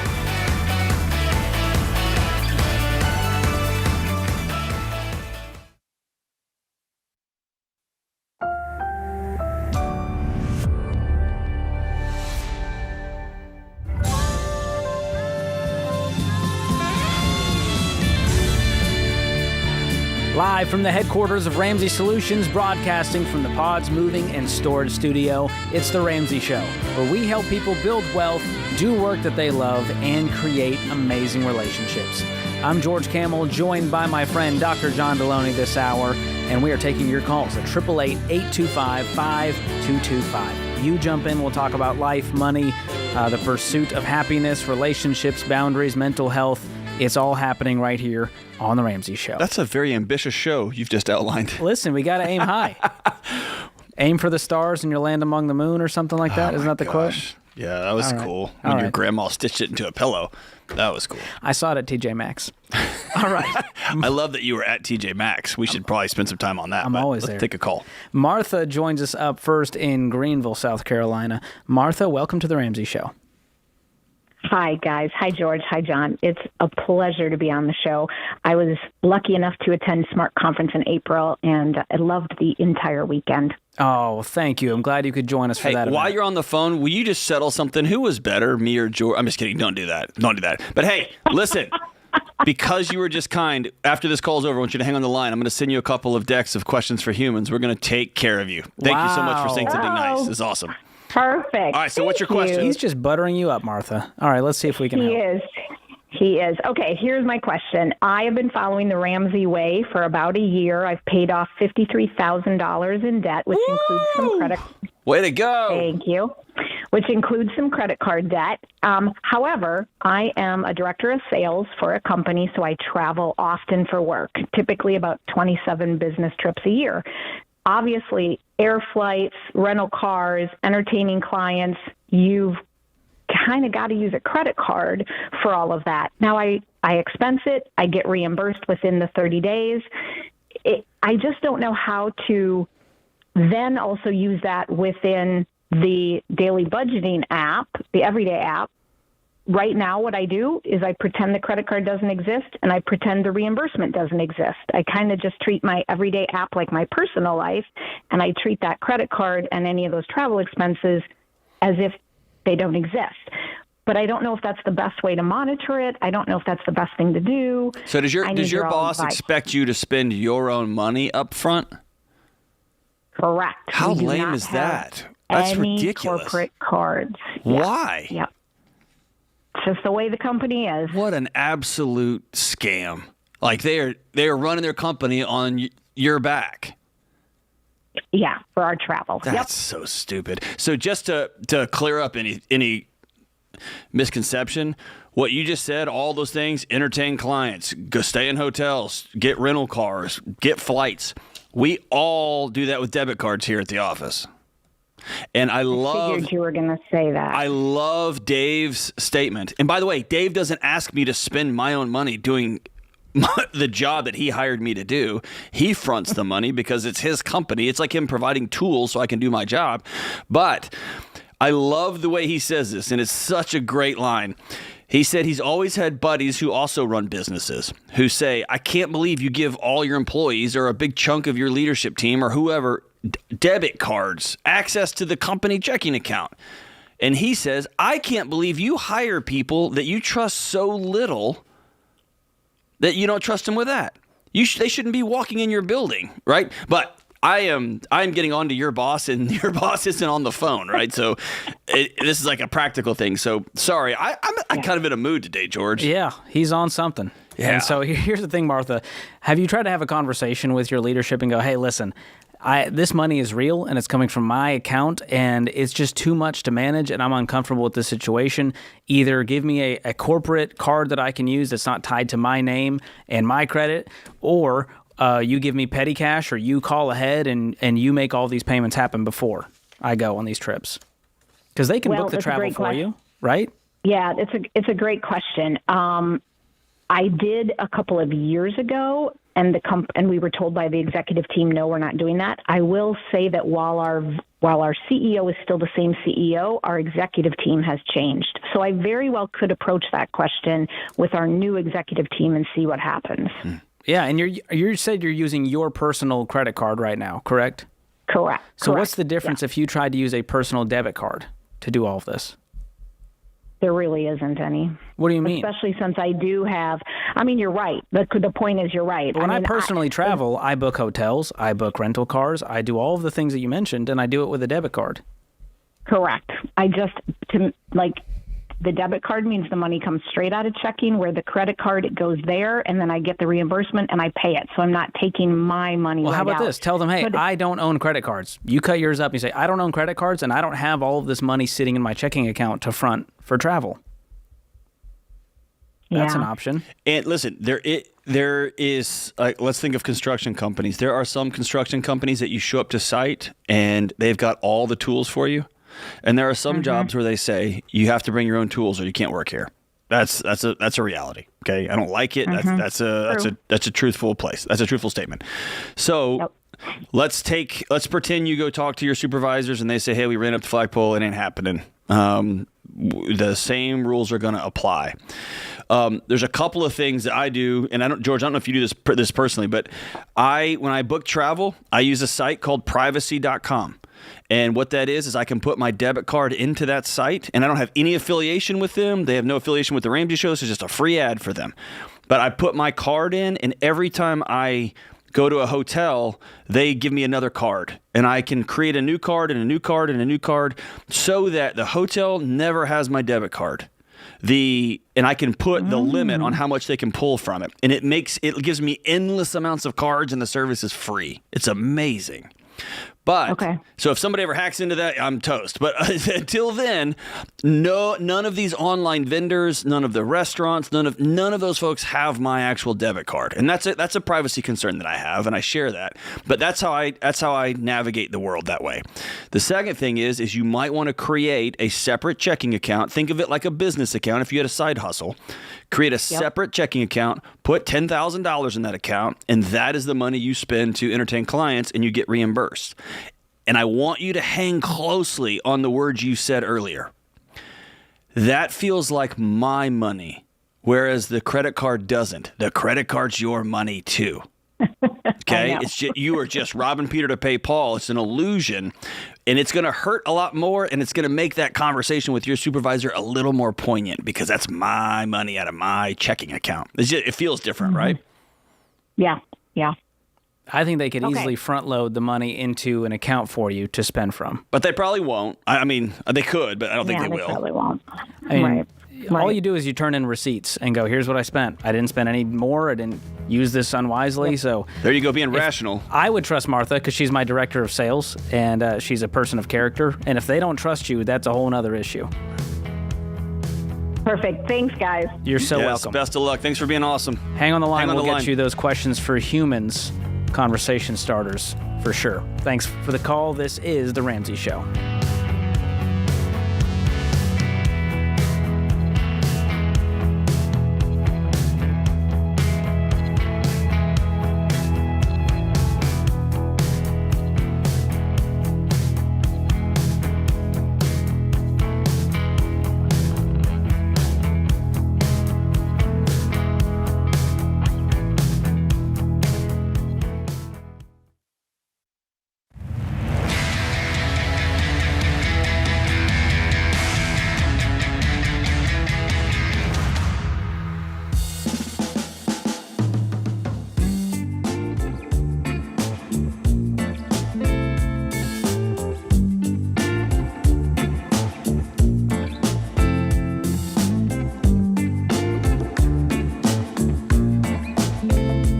If you've never experienced Smart Conference before, let me tell you, the energy in the room is absolutely electric, and that's before it even starts. There's something about being in the arena with thousands of people who care about the same things you do, getting control of your money, improving your mental health, strengthening your relationships, and building a successful career, and hanging out with George Camel. That's what Smart Conference is. So, Chicago, get ready. The Cubs have lost a lot. We won't lose. Smart Conference is coming to you. Join all of our Ramsey personalities, Dave Ramsey, Rachel Cruz, George Camel, Jade Warshaw, Ken Coleman, and myself, me, at Smart Conference Weekend on September 15th through 16th. Right now, our early bird general admission ticket price is $79, and we have a limited VIP and platinum tickets, so don't wait to get yours. Those always sell out super quick. The VIP ticket. I'm a great reader, everybody. The VIP ticket includes a meet and greet with Jade, Rachel, George, Ken, and me. And I love getting to meet you all, hear your stories. It's awesome. So seriously, this is an action-packed weekend. It's a ton of fun, nonstop excitement. Go to RamseySolutions.com/events today to get your tickets. Ramsey's biggest event of the year. Go to RamseySolutions.com/events. Pumped for this, John. I hope we don't have a reading competition at this event. No, I wouldn't do that to you. I did Mavis Beacon teaches typing. You ever do that? I will out-read and out-type you. You did what and what and what and what? Never mind, John. I thought you were cool and hip and with it. There was an old-school software where you could learn how to type as a kid. The people out there know. They know. That's the most millennial thing you've said in a while besides, man, I wish I could get my jeans tighter. You said that a minute ago. But you said an old-school software. Yeah.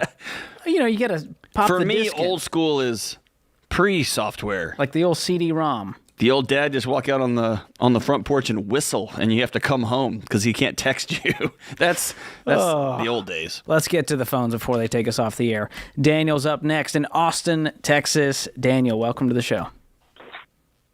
Hey, guys. Thanks for having me. I had a question in regards to I've been listening to you guys, the podcast. We've read Dave Ramsey's book, Money Makeover, and we feel like we're almost there. And we are trying to decide if it's going to be a smart decision or just continue to make payments on the final vehicle that I have.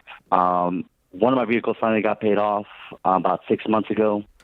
Awesome. If I end up selling that, about $35,000 is what I'll get out of it, and I can try to put it towards the vehicle that I own now, which is the family car. All the kids are always on it. The wife drives it everywhere. The current vehicle that I have is only to take me to work and back. So I don't know if that's a smart decision or just continue to pay. What's left on the loan? $42,000. Okay, and it's the only debt you have is that one car loan? That's right. What's the household income? $82,000. Dude, is that a $75,000 car? We got it for $58,000. It's a 2022 Highlander. But you make $80,000 and you have $77,000 worth of cars?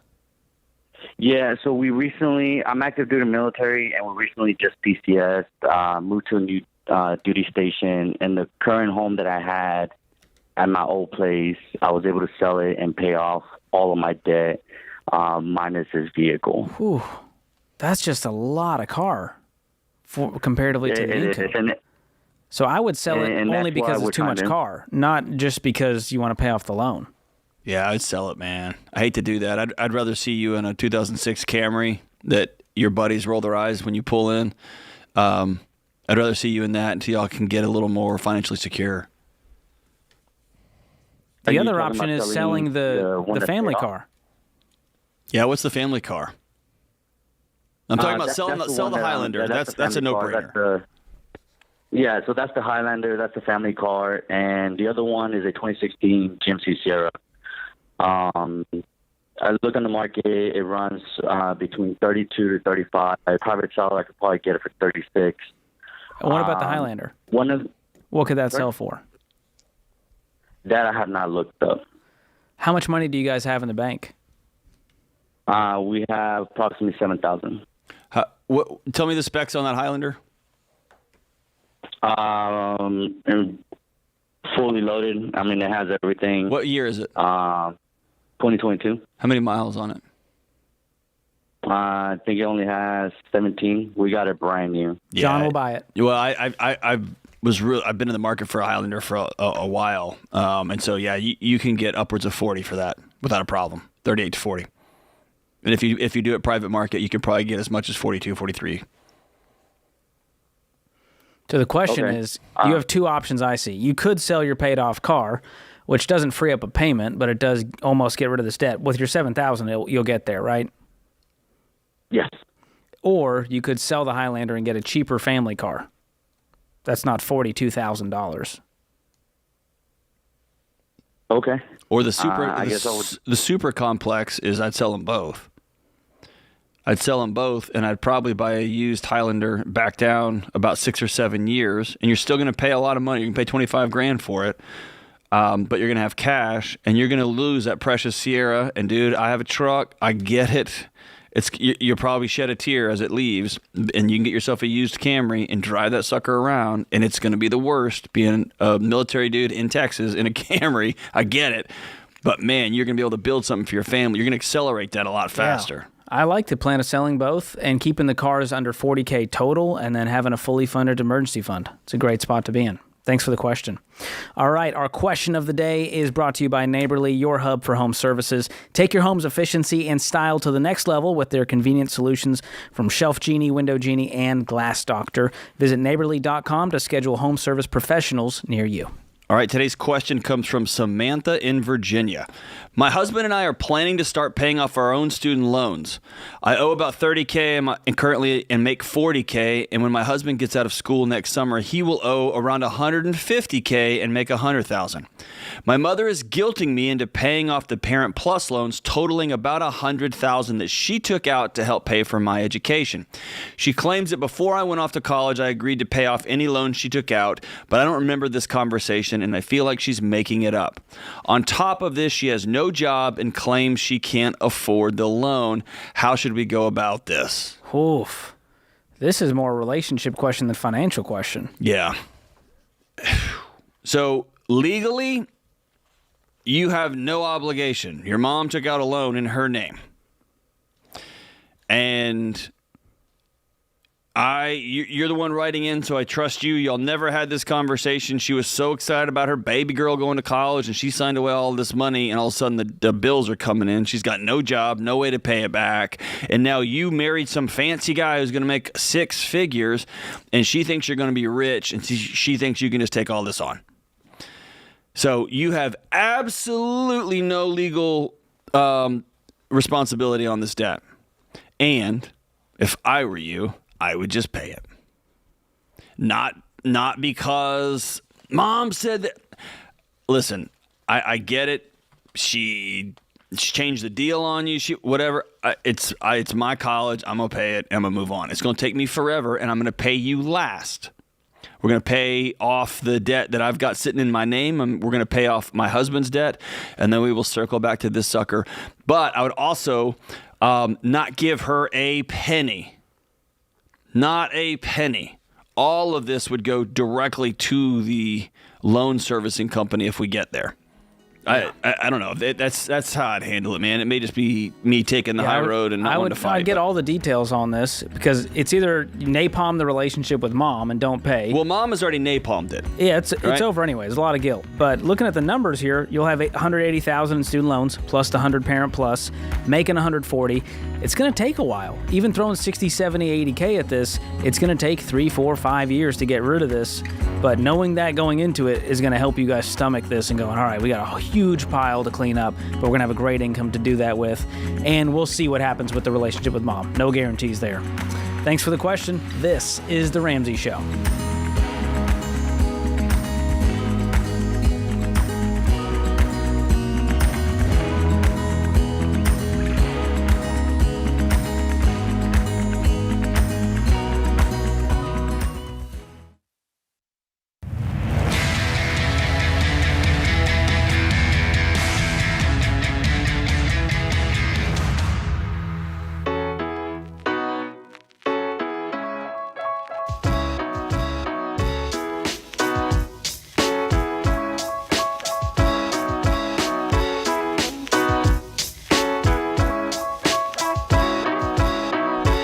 Welcome back to The Ramsay Show. I'm George Camel, joined by Dr. John Deloney today. If you enjoy this show, you might enjoy some of the other shows on the Ramsay Network. If you didn't know, Dr. John's got his own show that he does next door called The Dr. John Deloney Show, and I've got a brand new YouTube channel that's out there if you just search for George Camel on YouTube, and people are enjoying your show, John. And they're enjoying yours.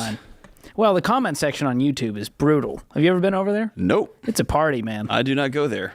When I first started my YouTube show, somebody wrote some awful thing, and they made some wildly insane clinical response. Oh. And I had worked in higher ed for so long that I'm used to calling back parents and dealing with some of these. And so I was trying to figure out how to log in so I could give them my cell number. Oh, no. That's how out of the loop I was. Don't let John on the internet. I asked Abigail, I was like, hey, how do I log into this? I need to give this guy my number. He's really not jiving with my show, and he's got some incorrect information. And she looked at me and was like, never put yourself. Smart. Anyway, I just kind of avoid the YouTube comments. And here you are today, somehow surviving social media. Somehow. All right, let's go to the phones. Tessa joins us all the way in Saskatchewan, Canada. Wow. Tessa, are you with us? I am. Thank you for having me. Glad you could join us across the border. Thank you. What's going on? So my question is, we are following the plan. We've actually paid off almost all our debt. The only thing we have left is our van payment. Should be done by the end of the year. Way to go! Way to go! Thank you. I guess I'm just feeling a little, not discouraged isn't the word, but is living paycheck to paycheck the only way to walk the baby steps? Everyone says living paycheck to paycheck like it's a bad thing, but I feel like in order to follow the baby steps, that is the only way to live. And even once we're on to baby step number 3, 4, 5, 6, 7, we still will be living paycheck to paycheck. I guess it's just, how do you get past that stigma? Because is that not what we are supposed to be doing? That is a budget. Is that not right? I think we have to define living paycheck to paycheck, because the point of our plan is to stop living paycheck to paycheck. And so the way I see that is when you cover all of just your bills, you have no money left at the end of the month. Okay, and we don't, like, after this, we will have money to save. So if a budget, a zero-based budget where we say your income minus expenses equals zero, that just means every dollar's been allocated. It doesn't mean that you have zero margin. It just means the margin, you have $400 going towards your saving goals now, instead of just floating away because you didn't make a plan. Or you have $300 going towards buying clothes and getting a massage, like living your life. Right. It's just being intentional. Yes. Okay. No, and that makes sense. I always feel like people talk living paycheck to paycheck and saying it like it's a bad thing, and I just keep relating that to the baby steps and thinking, but is that not what we're going to be doing forever? But I see it's just allocating our money differently and knowing where it's going. It means having a plan for your paycheck, which to me is the opposite. Right. And so, we're talking about the same thing in different ways, but no, we don't advocate for living paycheck to paycheck at all. No, in fact, no, that makes sense. All of us up here, like Dave, me, George, we have lived paycheck to paycheck before. And we know how scary that is. I've had to call a friend and ask to borrow a credit card to go to the ER because I was sick. And I was married at the time, right? I've walked around my house when my wife was asleep and she didn't know how bad it was. We get it. Or I'm going to lose my house. Hey, man, can I come live in your house? I've been there, right? So this whole thing is giving people a path out of it. What you're experiencing right now, as you're on the back end of this, you're almost done with the running for your life part. And then you get to build a little bit of a safety net, which is your emergency fund, right? Yeah. What you're finding, what your eyes are starting to open, is just how sick the culture is. It's insanity, right? Right. It's madness. Exactly. And you're starting to see it because you're slowly getting there. And you're realizing, oh my gosh, everybody's living insane. Right. You are correct. Yes. You're correct. Okay. And that's, I guess, where I was coming from is you see these people that just will go sporadically drop $3,000 on a quick trip somewhere for the weekend, and you think, how could they do that? But that's why they're probably in the mess that they're in. It's not real. It's not real. Yeah. They're not doing okay, regardless of what their Instagram says. That's right. Thank you guys so much. I appreciate it. You're welcome. A great call, Keep spreading the word. Keep spreading the word across the border. We appreciate you. All right, let's go to Norfolk, Virginia, where Chris is. Chris, welcome to the show. Hey, how's it going? Great. How are you? Doing pretty good.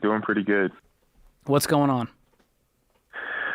So right now I'm kind of at a fork in my career right now.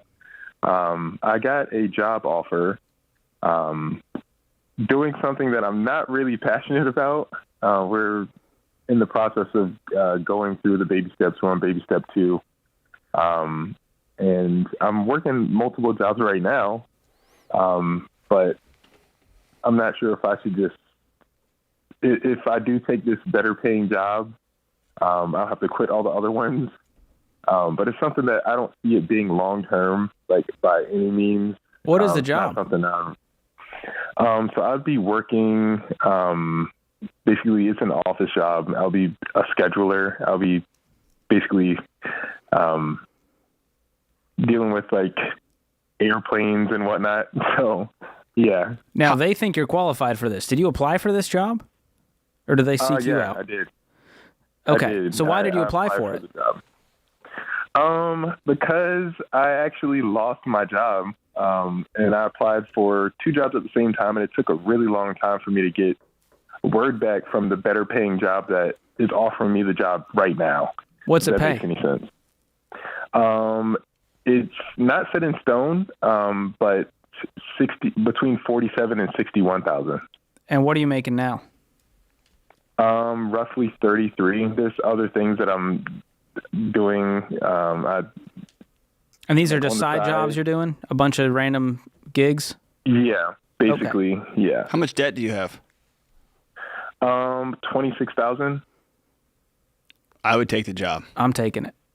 No, because you're not passionate about all these side hustles either, are you? Actually, the job that I'm in, that's eventually what I want to go to school for. What is it? I want to train dogs. Okay. Cool. Can you do that on the side? I can, but not. You're doing it right now on the side. Oh, that's such a great George Byrne. George Byrne. I'm just literally asking. I think the money that I'm making right now, I could be making a lot more if I had my certification. You know what I mean? Sure. I can't just go to somebody's house and train somebody's dog. So why don't we take this new job, get certification once we're out of debt? So let's focus on take the new job, get the income up, let's get out of debt really fast so that we can get the certification so we can get back to dog training really fast. That's the shortest path I see. Okay. And like you're about to double your income. You're going to double your income, yeah. And let's justify your concern a little bit. If you had a job you just stumbled into, or had a friend who knew a guy, or your dad knew somebody and got you a job at an architecture firm, and they were actually letting you be in the room when they were doing R&D and when they were doing bidding and when they were talking with clients, and you wanted to go be an architect, I might tell you, hey man, you want to sit in on this one because you've got a golden ticket that most people will never get. You'll have an inside seat to this, and it's going to really enhance your schooling. You want to train dogs. So if you step away from that, anybody is going to take you to go get certification because you're just going to, there's not like this deep, dark application process. You're going to pay them, you're going to go train dogs, and then you're going to hit the market, and nobody's going to care. They're not going to look at your resume and be like, explain the gap when you went to be an office manager for a few years, doubling your income. No one's going to ask you that question. You're just going to be a great dog trainer, man. So I would take the job, no questions asked, get your debt paid off, and then start planning your life after that. You know what to do, man. And we're going to send you Ken Coleman's book, From Paycheck to Purpose, to help you take another step towards this dog training career that you badly want. And I think it's going to show you the path to get there. So hang on the line. We'll get you that resource. Appreciate the call.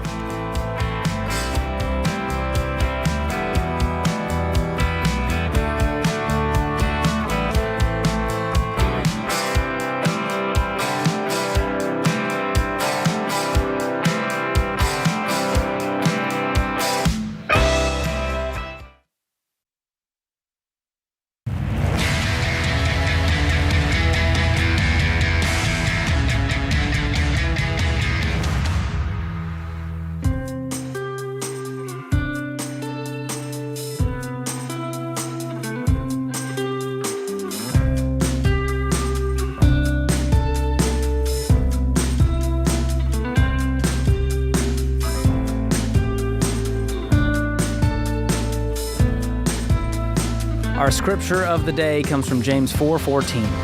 Why? You do not even know what will happen tomorrow. What is your life? You are a mist that appears for a little while and then vanishes.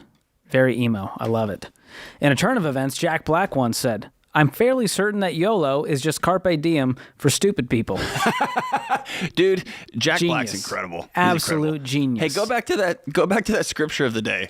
Why, you do not even know what will happen tomorrow. What is your life? You are a mist that appears for a little while and then vanishes. I promise that's from My Chemical Romance. I think they use that. I am fairly certain that's a lyric. So emo. We love to see it from James. Wow, maybe it's a real big fish. Yeah, James, just sitting in the poetry. in the That's corner all writing. Austin. Good James stuff. sitting in the corner writing poetry about his dad. Cool, man. Well, let's brighten things up with our next caller. It's Jessica from Raleigh, North Carolina. Jessica, welcome to the show. Hi, thank you.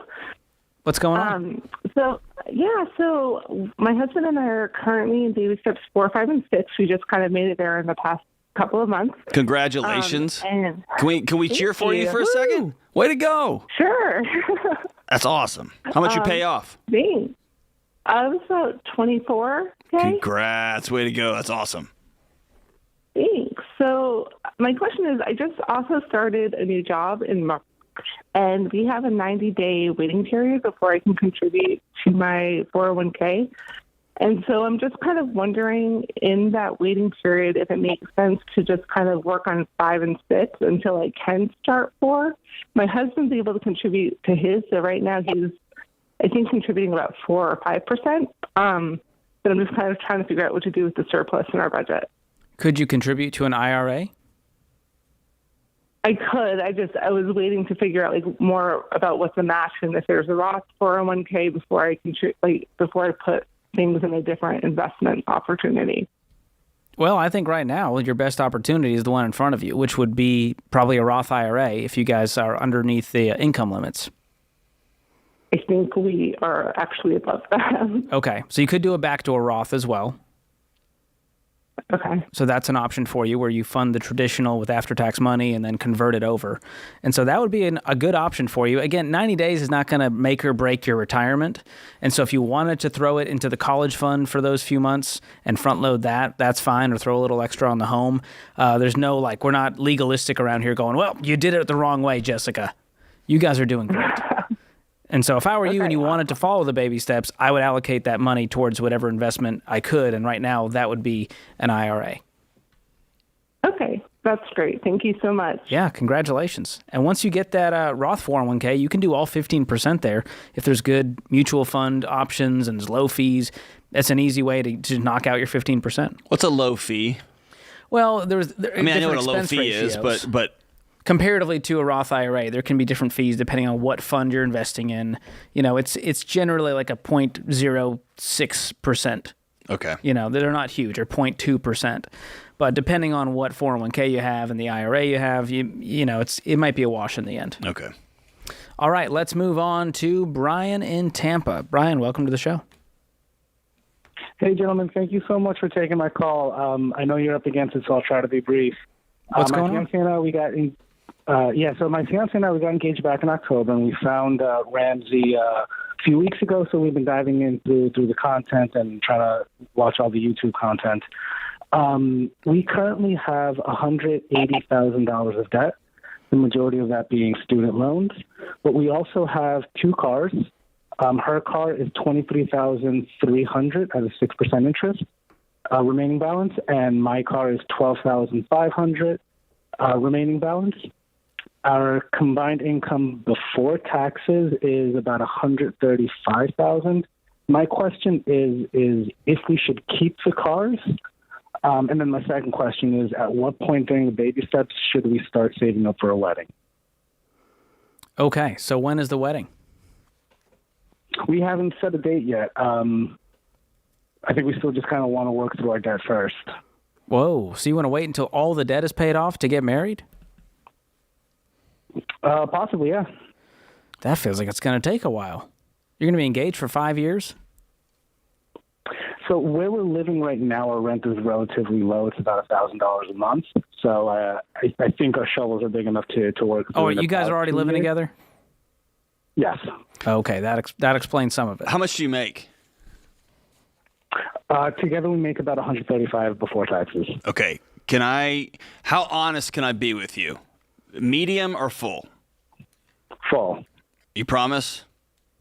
Promise. Because I already know y'all were just plugging along doing life, and then you ran into these videos, and already the size and scope of the next few years has already been altered just because you ran into our crazy gang on YouTube, right? Yeah, definitely. But at the same time, we're also energized. That's awesome. So I'm going to make it a little bit worse, okay? The last 20 years of my life, or last 23 now, my life has been spent sitting with people when things have happened that they did not see coming or they absolutely did not expect. Not a majority, but a huge chunk of those are the blind side when a fiance just bails. When a husband calls and says, I'm moving out. When a wife says, I found somebody else. And for you, where you're sitting, you are ironclad in your love. It's never going to happen to us. And what I want to tell you is my whole career has been based on, but sometimes it does. And I tell you that not to freak you out or to make you question your fiance, but to tell you, if you spend the next 3 years, you paying off her debt or her paying off your debt, and then all of a sudden something happens, and let's say you all go in and pay off her student loans. They're the smallest ones, smallest to largest. You pay off her student loans, and then she leaves. Or you leave. You have just put all that money in, and you have nothing to show for it. There's no recourse. There's no nothing. That's why we're pretty adamant. When you get married to somebody, there is a legal process for separating that marriage. There is not that same process when you're dating. So what I would tell you is, man, and this is just because I love you, I would tell you I would not pay off my partner's debt until we are bound both spiritually and legally. That's why I would tell you I'd go down to the justice of the peace and get married. That's what I would do. Or we'd have a small wedding with some friends and we would throw rice at each other and then call it good. And plan a big, fun, dramatic celebration once we've paid off this $180,000. That's what I would do. If you ask me like, hey, what would you actually do in your real life? That's what I would do in my real life. Or I would commit, hey, we're going to go in parallel. We're both going to watch FPU. We're going to do the baby steps, but I'm paying off my debt and you're paying off your debt. Because it's not our debt yet until we're legally bound up. Okay, and let's say that we do go down to the courthouse and kind of do that legally. At that point, what would you think about the cars? I don't think the cars are the big issue. They're so small, man. You can pay them off and just keep them. Okay. But the cars aren't what's holding you guys back. It's those massive student loans. And like John was saying, don't combine incomes, don't combine debt. There's a lot of we conversation, and I know you guys are living together already, but legally and financially, you need to keep everything separate until you're married. And the moment you get married, you put everything in a pot. There's not, hey, you pay the light bill and I'll pay this bill. No, we pay these bills because our money is combined and it's together. And that forces you guys to have conversations about who we are going to be as a married couple and the vision we have for the life we are building together for ourselves, our future, our legacy, our communities, our country, all that stuff, right? We're going to do that stuff together. But for now, we're doing separate debt snowballs. We're using your income to pay your debt, choosing her income to pay her debt, smallest to largest. And then we'll see what happens come wedding day. And if you want to cash flow a real small little thing, that's fine. But I would not go spending $50,000 on a wedding in the next few years. Yeah, I'd get that student loans knocked out. I'd work a second job, a third job. Get that crap out of your life, man. Your whole life is being held up right now by those student loans, and you've got so much joy and excitement on the other end, man. I'll give you some silver lining. As a newlywed gift, we're going to give to you FPU, Financial Peace University. Go through it with your fiance as kind of a premarital counseling on the money side, and I hope that gives you guys some shared vision and excitement for the future. That puts this hour of The Ramsay Show in the books. My thanks to all the folks in the booth keeping the show afloat, you America. Until next time, spend wisely, save intentionally, and give generously.